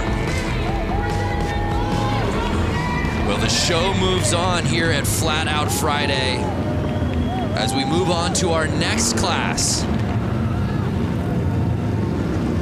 It's time for the women's hooligan main race. Let's head back down to Johnny for a little report from the course. Johnny, how you been, man? Just down here watching the action. We got a full class of women hooligan bikes this afternoon. And to me, if you look at these women, there's not many over 5'10". I'm 6 foot, and these things are 500-pound motorcycles. And even me riding them around on the street, I get, intimidated. So these girls are jumping out here, and they're going to put on a show. The racing's going to be really good. Throwing these bikes around like they're mini bikes, making some good passes. I'm excited for this. Yeah, we are too. Well said. What a sharp lineup of motorcycles, Lance. Yeah, I'm looking at the start list right now and looking at the women out there. I see a name that's familiar, Kaylin Thorian. She is a professional skier. Right. Who loves to ride Harley-Davidsons. Clearly. The bike she's on is not even her bike. She flew here, asked to borrow one of the hooligan racers' bikes, so she's out on there on someone else's bike. She loves racing so much, she loves motorcycles so much that she found herself out here, sans bike, and just said, I'll figure it out. Yep, and she's right there, the number 46. You could see her about five women in. Four women in. Keep an eye on her. Also in this lineup, Hannah Lang, who went down on the final lap in her previous race. 2 down so far. Never a good thing to see on the first lap. They're running a red flag. Usually means pull over. Let's get this cleaned up. Everyone, let's restart this race. Yeah, that's a tough start. It's never a good thing to see people go down on the first corner. And we've been saying it, though. You get your laps in early, and then it's just so much of sit around and wait, and you finally get to that point. And it's such a buzzkill right out of the gate to go down. Well, Oh, The man. adrenaline. Ooh. I'm worried. Was that Kaylin? I think that was Kaylin. Was Yeah, that the was 46 Kaylin who I was talking about. Yeah. And you also see... Look at her. Look at how tough she is. She's not scared. She wants to get back out there, but they need to get the bike straightened up. Right. She is tough. Kaylin Thorian, and she's trying to get back out there. Looks like she's going back out. Awesome. Love to see that. What did I tell you? Keep an eye on her. Again, what a story. Traveling out here to Milwaukee without a bike. She just crashed somebody else's bike. Just crashed somebody else's bike who might be racing later tonight. We don't know. That's one of the Suicide Machine Co. bikes. I'm not sure if they made it in the main or not. But you got to be a pretty nice person to, you know, let somebody go out there and race your bike. Again, they're just doing this for fun. Nothing serious. They literally are like, oh, you want to race my bike? Yeah, go race it. And then she just kind of comes like, sorry. I'm sure they're going to go up to her and go, wow, we're so stoked you got back out there. Look at her. Something's up with her shoulder, but she's back out there. Everyone's kind of cheering her on. She's ready to go. Her adrenaline is just pumping. You know she's gonna be sore. So we'll set it off. Take two. And really, that underscores the fact that Hannah Lang, much like her previous race, got off to a fantastic start, and she does just that again, grabbing hole shot.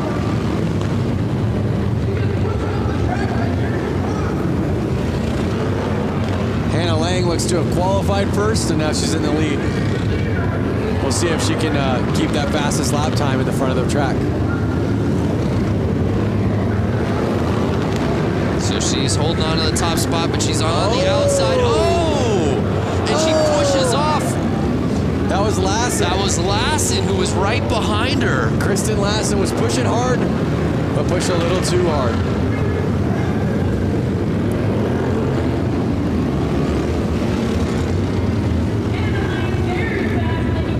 And now you're starting to see Lang lap.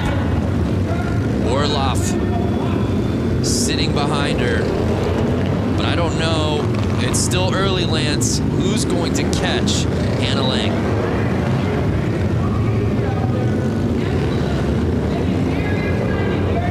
They're a minute in the race. You can already see Lang's got a 5-second lead on Orloff. Yeah, Orloff sitting in that second position, but she's got so much ground to cover, and Hannah Lang just seems to be getting faster as this final moves on. Every lap, your confidence kind of boosts and boosts and boosts. You're getting more comfortable. You feel the track more and more. You understand the track more and more. As long as you can keep your excitement level down, you can usually hold on to that win.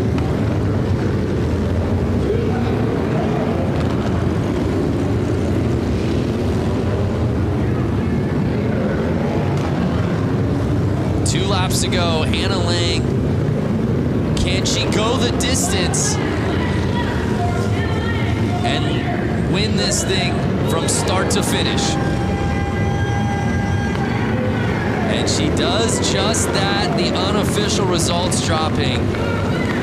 And the thing that really stood out to me, Lance, was just how comfortable she's looked on this course, and she's probably ridden more than anybody out here on this lineup as she was part of that women's main just a couple of races ago.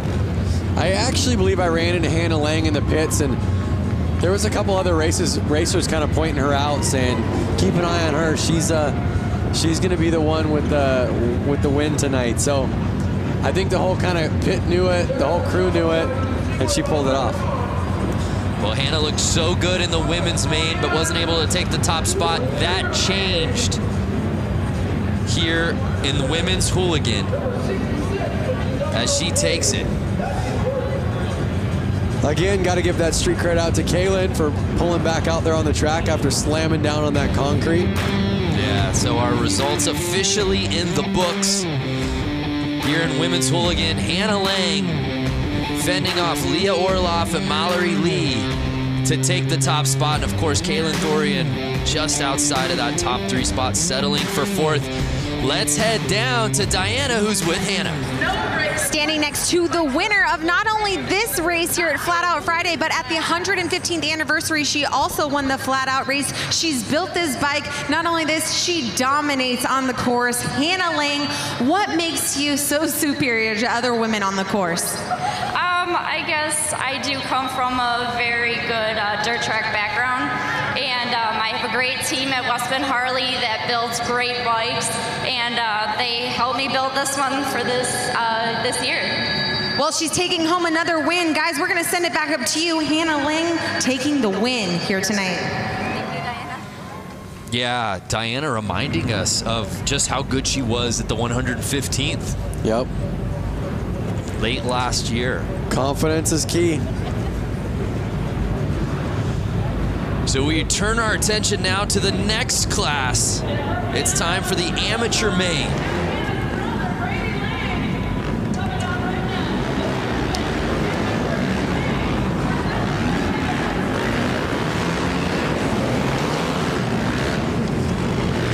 So the open amateur main featuring 12 riders.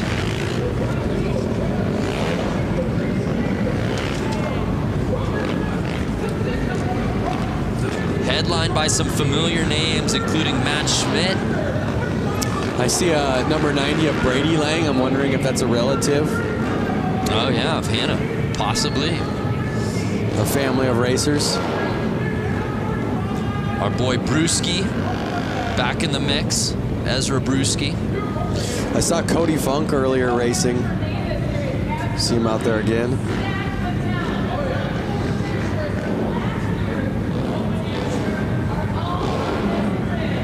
Our lineup set for the open AMs.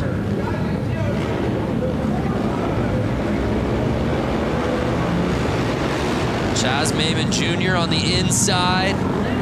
Can he grab the lead early? He does just that. Hugging the inside so he doesn't get past, staying on the gas.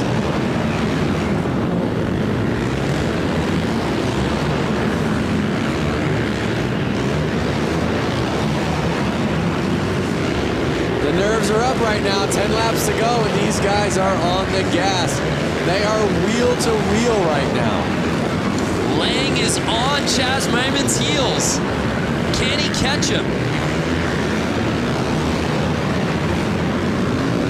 And you see him, Lance, trying to get that inside, but Maimon not giving him any room. They are not letting off. They want to pass. It's such a tight track. It's so hard to pass, but we've seen it happen. It might happen. 6 laps to go. Look at how fast this race is going. And Maimon just continues to be relentless with holding on the inside. Lang's doing everything he can to push through.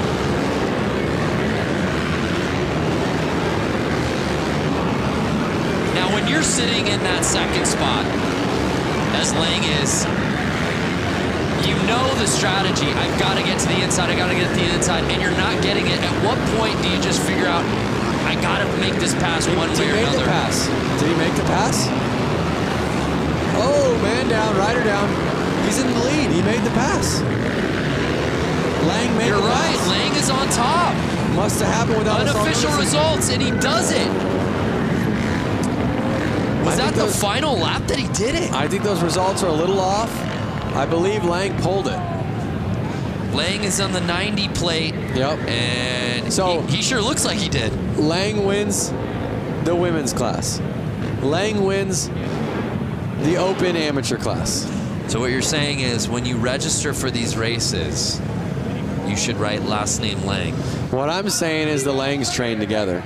The Lang train. Yep, and they knew exactly what to do. There's the pass right there. Whoa. We said it. All race long, Lang was just looking for that opening. Do not give him the slightest daylight because he was going to take advantage of it. Flagger, almost down for the count.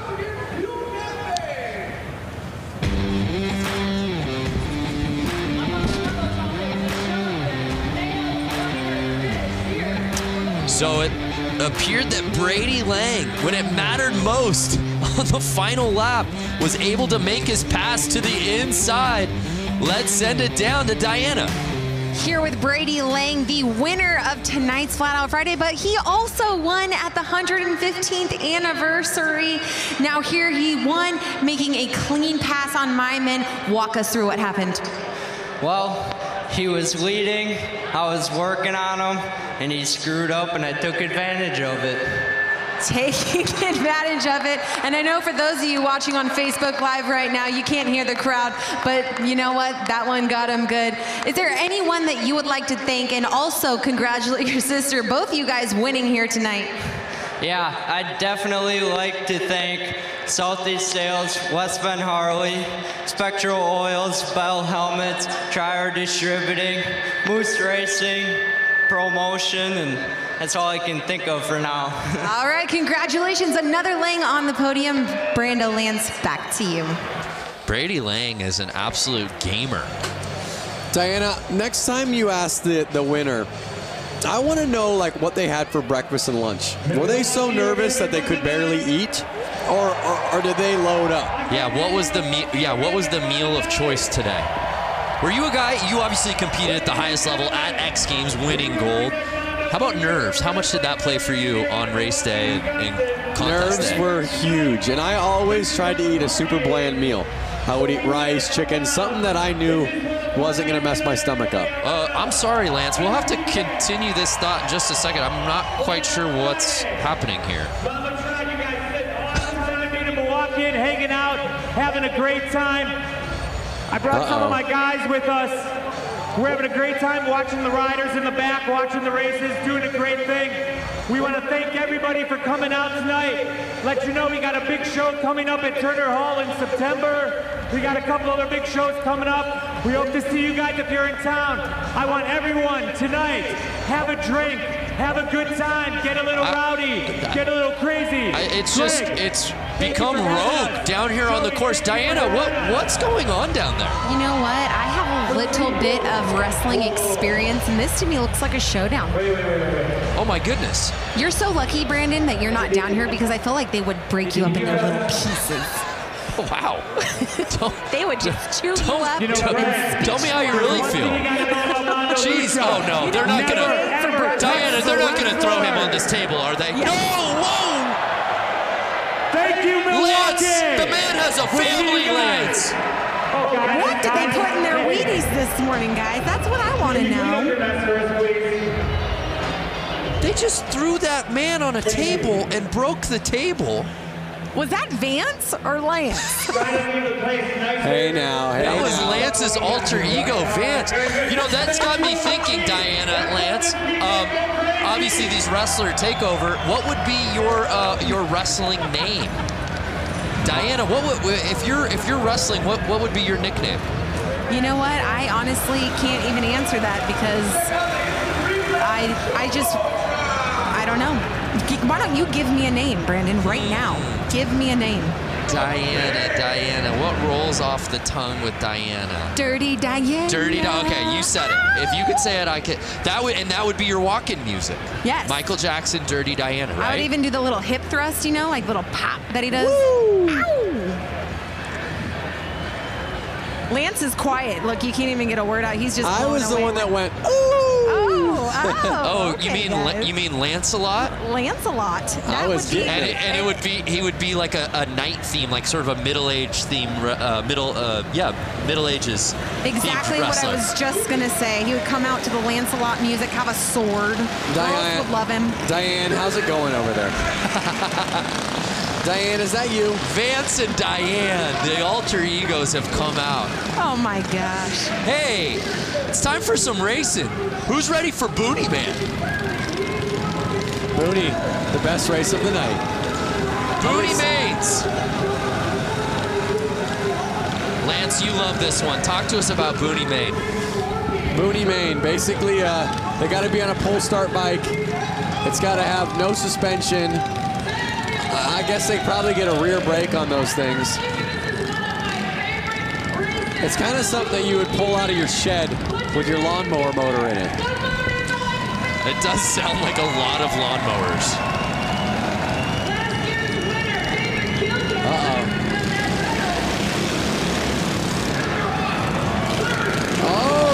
Flaherty out in the lead with his white leathers. JJ Flaherty's a local out here. He is. He didn't make the main for the hooligan class, which I'm sure he's bummed about, but that's why he brought this bike out, because he wanted more laps and he wanted more racing. JJ Flaherty, an absolute fan favorite. I was walking the concourse earlier this evening, and kids were beyond stoked to meet him and get his autograph out here tonight. A lot of JJ fans here at Panther Arena. You see David Kilkenny right behind him. I've seen both of these bikes racing right at the peak for the last 4 or 5 years here. Can Kilkenny catch him? It looks like he was making the pass, but Flaherty, I think he did, Lance. I think this win, both Kilkenny. Notice the lines they're taking. That is what's making who's gonna pass. They're going outside in, passing the guy in jeans. One of the guys just needs to take the other one out. Just clean, take him out, push him over. This is the battle we've been waiting for, Kilkenny. Over the jump, the only time I've seen it used. Kilkenny versus Flaherty in the booty main. Can Flaherty get the lead back? Take him out, Flaherty, take him out. I wish I had an earpiece right now into Flaherty's ear. Take him out, take him out. Sweep the leg, JJ. And Kilkenny will just not let up. Final lap time. Can Flaherty regain the lead? I don't think so. Take him out, go, go.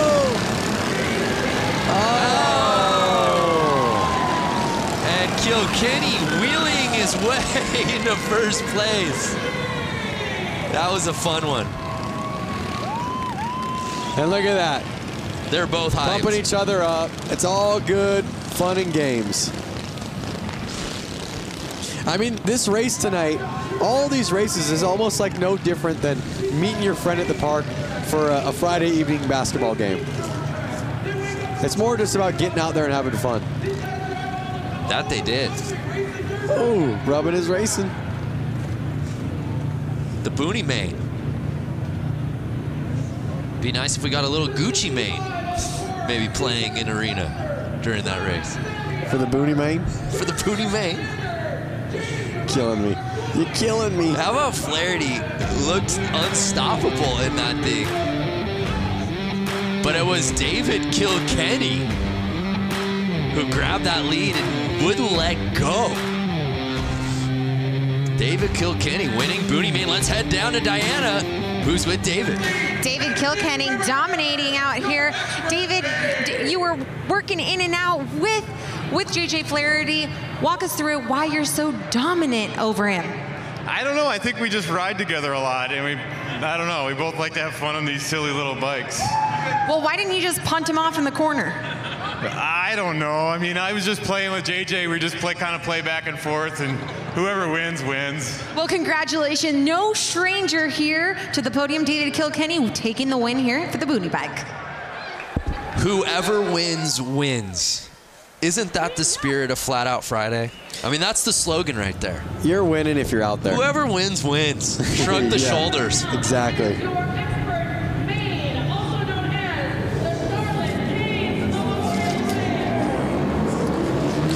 Now we're getting into the big dogs, Lance. Expert main. That means we've got to bring in our pro, Johnny. Break down this category for us, these riders, these bikes. So, you know, these guys are on 450s. They're used to racing on bigger tracks. You know, the spectators are about the same, so the nerves aren't so much. It's just a tight track that's really going to amp these guys up. You know, all day long they've been watching the track, you know, really seeing if the track is changing. Because these guys, unlike those guys, you know, just said on the boonies, hey, whoever wins, wins. It's not these guys. They're wanting to take home this win. Even though they're not the big show here tonight, because the hooligans kind of take over, these guys want to win. They have bragging rights because this is all season for them, and they want to go into the season saying, hey, I won Flat Out Friday. I bumped the guy out of the way. You know, it's going to get aggressive. These guys are going to put on a good show. You know, and it's going to be a quick race. It's going to show some cool racecraft out of these guys on this racetrack. Yeah, that's a really good point from Johnny. It is a really nice teaser for the season for a lot of these guys. On top of bragging rights, there's something about getting this win here tonight. And just to add this to your resume as another win, Sure. it always helps your resume to have one more win on it. And they're off. It was the 65 who got the lead. And oh my, the 20 plate. Doing a little bouncing and taking over the top spot. One of Harley-Davidson's themselves. Jared Vanderkoop.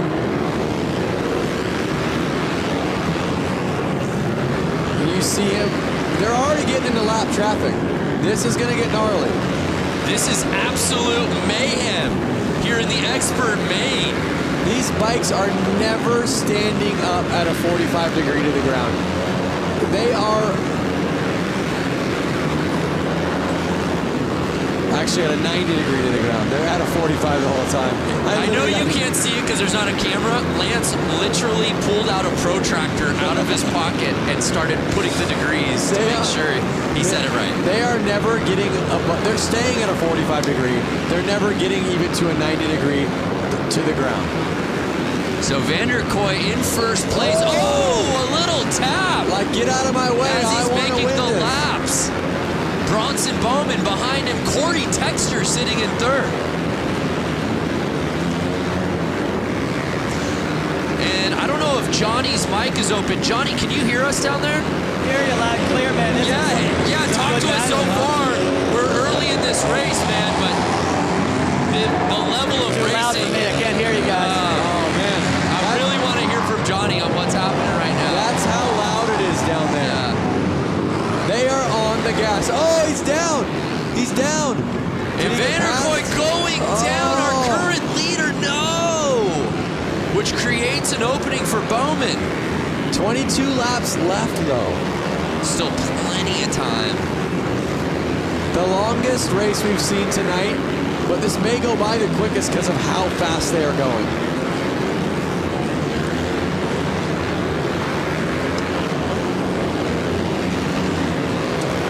So it's Bowman still in first place. Corey Texter behind him.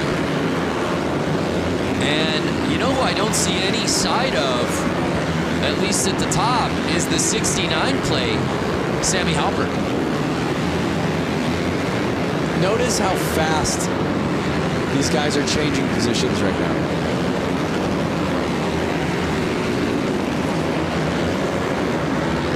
Jared's already back to third place. He's 4 seconds off the leader. Can he reel him back in? And Bowman is just full throttle on this track here tonight. And again, the mentality shifts, right? It was the boonies right before this. Guys just having fun, screwing around. Whoever wins, wins. And the entire vibe has changed. And now I'm on the edge of my seat. Yeah, literally, you are. So Bowman holding off Texter. I'm trying to just pay attention to who's staying in the lead right now.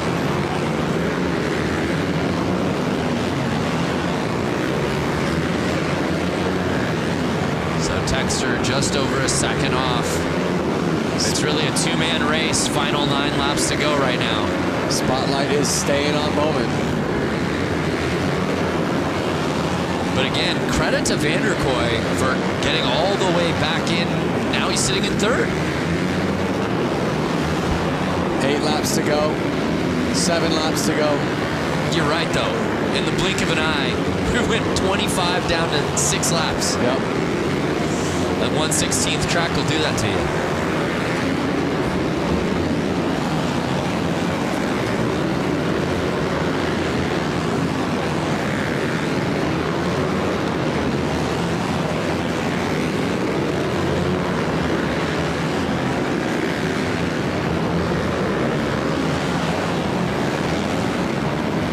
So wait a second.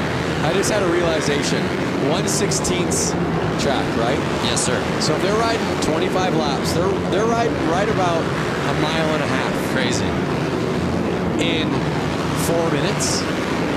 Just think about how fast that is. That gives you a perception idea of when you go run a mile on your feet, They're riding about 1.5 miles in 4 minutes. 4 minutes and 37 seconds. I was told there would be no math. And with that, expert main in the books. And it was Bauman who was able to hold off Corey Texter and the rest of this field.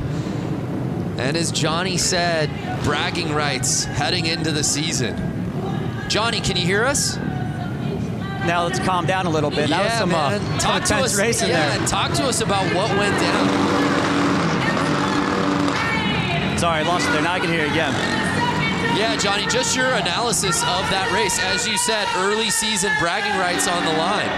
Yeah, you know, it was definitely a bar bagging. You know, Vanderkoy just lost it there, spun out, leading the race, and then, you know, with Texter catching him, I don't know if you guys really caught on to that, but it came down close. I think, you know, if they would have had a little bit more laps, you know, that happened really fast. Our races are a little longer time, not laps, but time. Right. You know, these guys had enough energy to keep going, but it was, you know, it just ran out of time. But that was a good race. You know, you have to put up to these guys. Like, you know, they fall, but they were doing 7 seconds around this track. I don't know if you guys realize that, but it was 7 seconds of lap time with these guys. So they're traveling a lot of distance pretty quick in this little arena. The results are in, and it was Bronson taking the top spot. Jared Vanderkoy was leading early, but unfortunately going down. Still a top 3 finish, but wasn't able to win the thing outright. Let's head down to Diana, who's with our winner. Your 2-time winner, Bronson Bauman. Congratulations, capitalizing off of Vanderkoy's mistake and brought home the win. Yeah, definitely. I hate to see my best friend go down like that while leading the race. I would have been pumped with the 1 and 2, but you know, luck has it. Last year I crashed during the main event and picked it back up and got the win. So to get the win again here tonight, 2 years in a row, is awesome. Well, keeping it rubber side down with a clean line brings you on the win. Congratulations, 2nd win in a row for Flat Out Friday, Bronson Bauman. Congratulations to Bronson. That was some racing, no doubt about it. That was epic, but as you heard him say how stoked or how bummed he was for his friend, he said he would have been cool with 1, 2. Right. So they kind of all have that mentality out there. And the lights are down, which can only mean one thing. It's time for some hooligans. Is it the hooligans already? This should be the open hooligan main. Wow.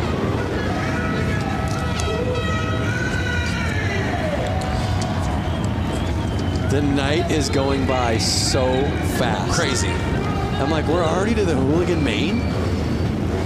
Really the foundation of Flat Out Friday. The spirit of this night of racing is really headlined by this class, Lance. A group of guys that really got this going from Southern California that made it kind of known in the social media world and showed the fun about it and showed that you don't need to take it too seriously. You can have fun. You can build these bikes in your garage. You can work all week. You can go out with your buddies and you can go race. And it's really caught on nationwide and I'm sure worldwide. And it's just so cool to see this class have 100 people sign up for it today. Unreal. So a lot of familiar names in this starting list, and they're off.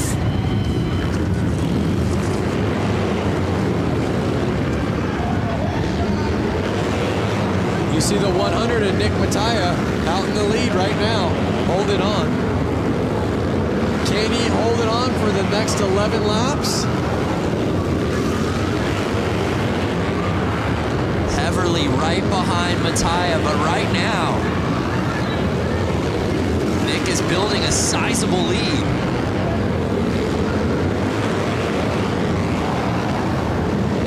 And now Mishler passing Heverly, for right behind Mattia. Can Danny Mishler bring it and try to find an opening?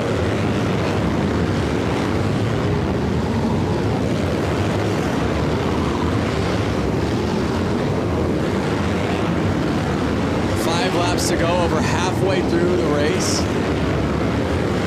Nick Mattia just making this thing look effortless. You can see how calm he looks. You can see how smooth he looks. And that's what really you see in most winners. Now Benny Carlson has jumped up into second place. Oh no! Heverly passing Carlson for second.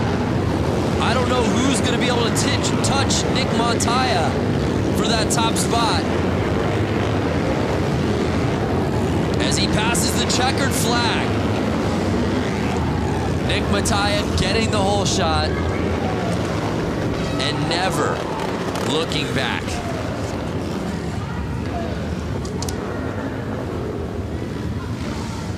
Heverly taking second and Mishler rounding out our top three.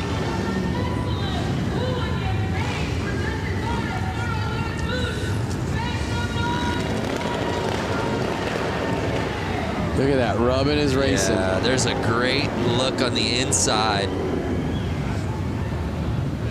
Oh, look at him riding those cones right there.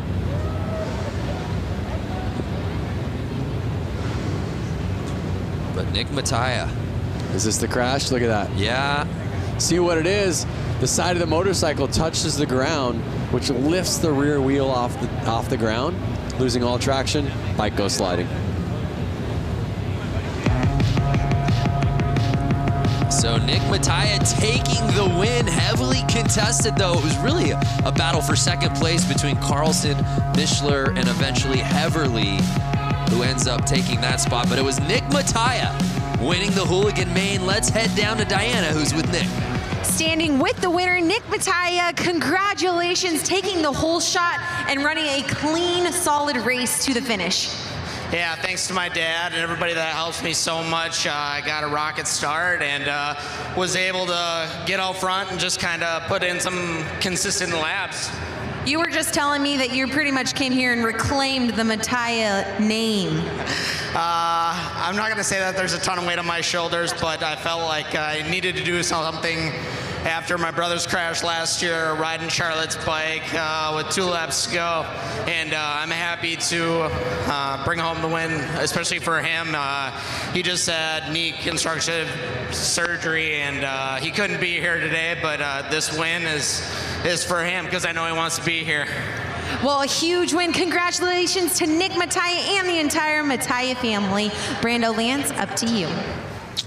Yeah, thank you, Diana. Nick Mattia leaving no doubt about it. We turn our attention now to one of my favorites, the Vintage. The Vintage Main. I'd love to head down to Johnny if he's there. Johnny, I don't know if it's too loud. Can you hear us down there? Sorry, I can't hear you guys. That's okay. We'll come back to you in just a little bit. Actually, as these guys get onto the starting line. How about now, Johnny? Get me a little better. We'll get back to Johnny. I love, you know, as we said before, you go around the tunnel here at the arena and you get to see all the different bikes, and a lot of the guys who are riding in the same classes tend to birds of a feather. They're all kind of hanging together. It's unmistakable when you go by the Vintage bike area. It is unmistakable, and I think if I had a vintage bike, I'd be out there racing it too. I feel like you do have a vintage bike, do you not? I have a 56 Panhead. Now, I would not be racing that. You wouldn't take that out? It's not really, it's a chopper. It's not really a race bike. Okay. These are a little bit more vintagey race bikes. You could tell with the vintage bike, you hear a lot more two-strokes. That was a little thing in the past. I can even smell the two-stroke smell right now. I hope everyone watching it on their screen can smell it. And they're off. The 37 plate getting the whole shot. That's Moldenhauer.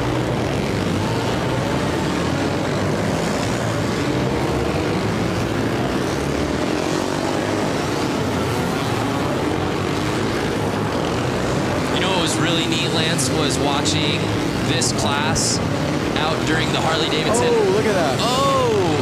Couple bikes down. I'm not sure if they've broken down on them. They're just not able to finish the race because of how old the bikes are. To finish that thought, the Harley-Davidson 115th anniversary races, when we did the beach race, and seeing a lot of these vintage bikes out racing on the sand. That was incredible. So Moldenhauer really just kind of weekend cruising right now to the lead. Yeah, it doesn't look like anybody. Doesn't look like anybody's pushing too hard. I think those vintage bikes might be dropping some oil on the track, which is making all these riders go down.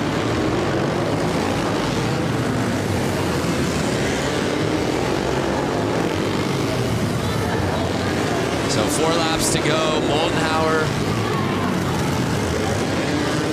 with an easy lead. Girono behind him. He's kind of right on him. It's not an easy lead. Yeah, Girono making it interesting now. He's catching the zero up. plate. He's right there. It's a little confusing because you see the 22 on his back and the 0 on his bike, so it was a minute to figure out who it was, but he held on. Yeah, Moldenhauer, you're right. It was just tough because he had built such a lead. You just felt like he was lapping everyone in the field. Yep. But he's able to hold on, and he gets the win.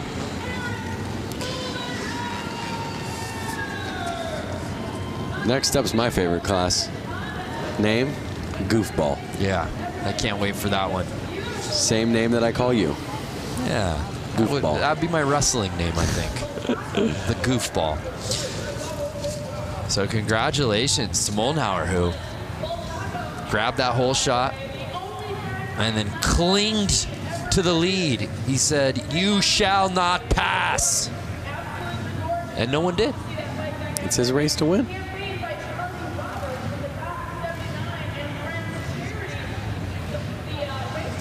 So the final results officially in. Let's take one more look at the standings from the Vintage Main.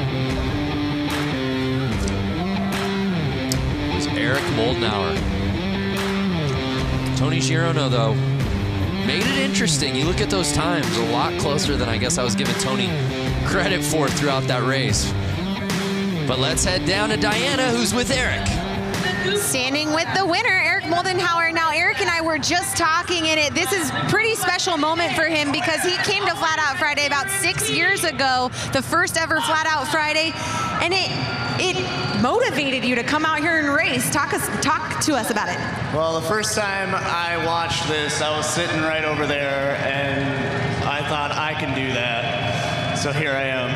That's a pretty special story, and you're sending the message to anyone in the stands tonight. Any of you guys watching through the world on Facebook Live right now, you too can come here and you can win a race. Motivated, how was that race for you? It was the best race I've ever had, so that was amazing. All right, well, congratulations taking the win in the vintage class, Eric Moldenhauer. Thank you, Diana. Tonight's broadcast is brought to you by Screamin' Eagle Performance, engineered for specific torque and horsepower gains. Eliminate the guesswork. Go to screamin'eagle.com. And by Harley-Davidson Riding Academy. Learn to ride from the experts and build your skills on 2 wheels in just a few days. Look for a class near you at h-d.com/learn to ride. I love the Harley-Davidson Riding Academy. You could literally find this in any city in the country. Oh my goodness. We've got a chicken on the course. When you see it, you know it's time for the Goofball Main. If that bike in particular looks familiar, it should. I believe that's the cop bike that won this class last year. And was a pizza bike at 1 year. Yeah. That team comes out pretty strong every year with a pretty rad build. So for the uninitiated, this is our final class of the evening, the Goofball Main.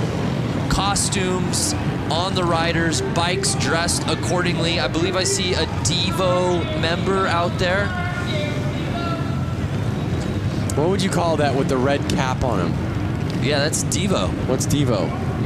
You don't know Devo? No. Please explain to me and the viewers that don't know. Do. You know the band that sings that song? Yeah. Whip It Good? Yeah. Yeah. That's what they wore. That's the costume. Oh, okay. Yeah. I didn't know that. Oh, did you think that was like such a nuanced thing that only I knew? I have no idea. I see a gorilla out there. I see 2 gorillas.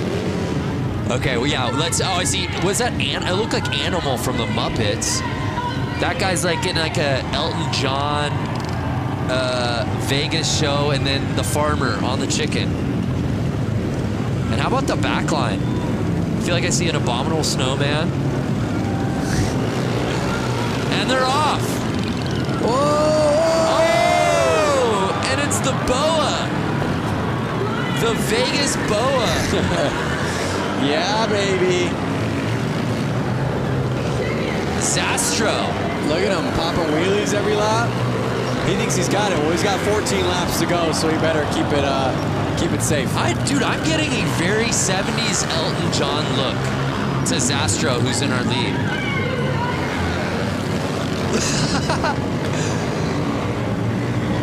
An unmistakable flair from Zastro around this course.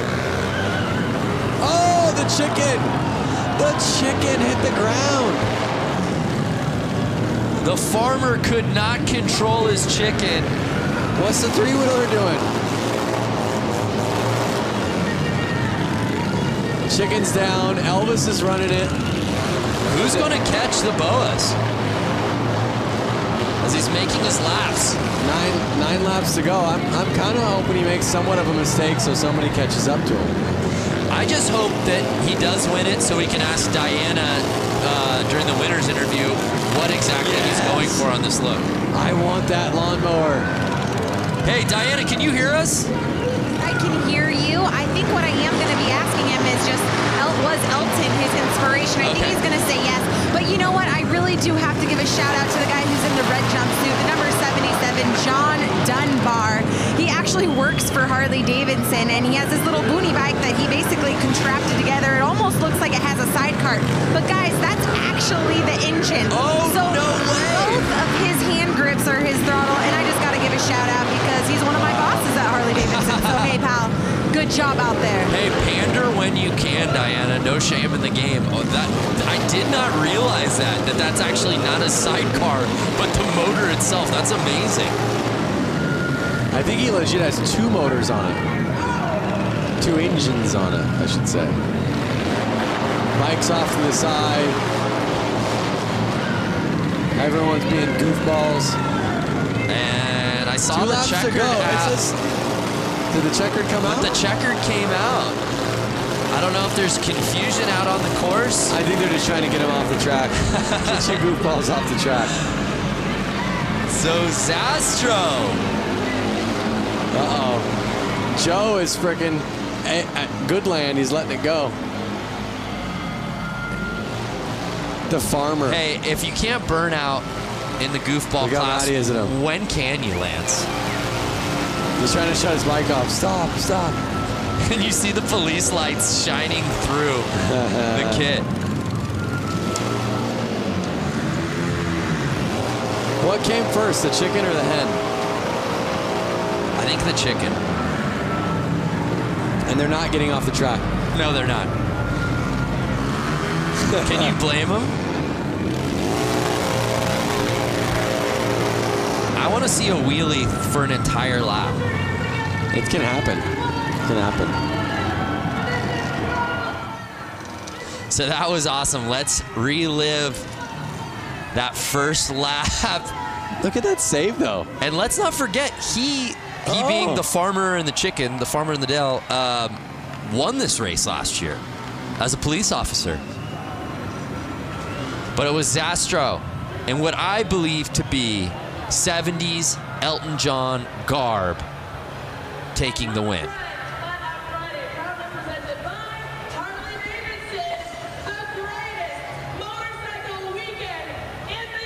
And again, you would wonder if the boas, just like tassels on some of the previous drivers, would inhibit the speed, it didn't do it at all. Look at how many guys are trying to stop Farmer from doing burnouts. Well, let's send it down to Diana, who's with our winner. You know, this whole time you guys have been calling him by his name, but it's actually wrong. It's Elton Ron, and Elton here has taken the win. This was a great class, and I just love that we have Elton in the flesh. Thank you. I'm just glad Harley brought me back after 16 years. After 16 years. You haven't been here for after 16 years? No, Harley just brought me back after 16 years. I'm really appreciating it. Well, Elton Ron appreciates Harley-Davidson after 16 years bringing him back. We love Harley-Davidson putting on a great event here. You just put on a whole show for the entire stadium. Thank you, sir. Thank you. I'd like to thank Andy Mock from Motoscoot. He completely did this. I just got back in town. The people that put this on, obviously, and Mike Pence, too. Awesome. Well, congratulations, Elton Ron, taking the win here for the Goofballs.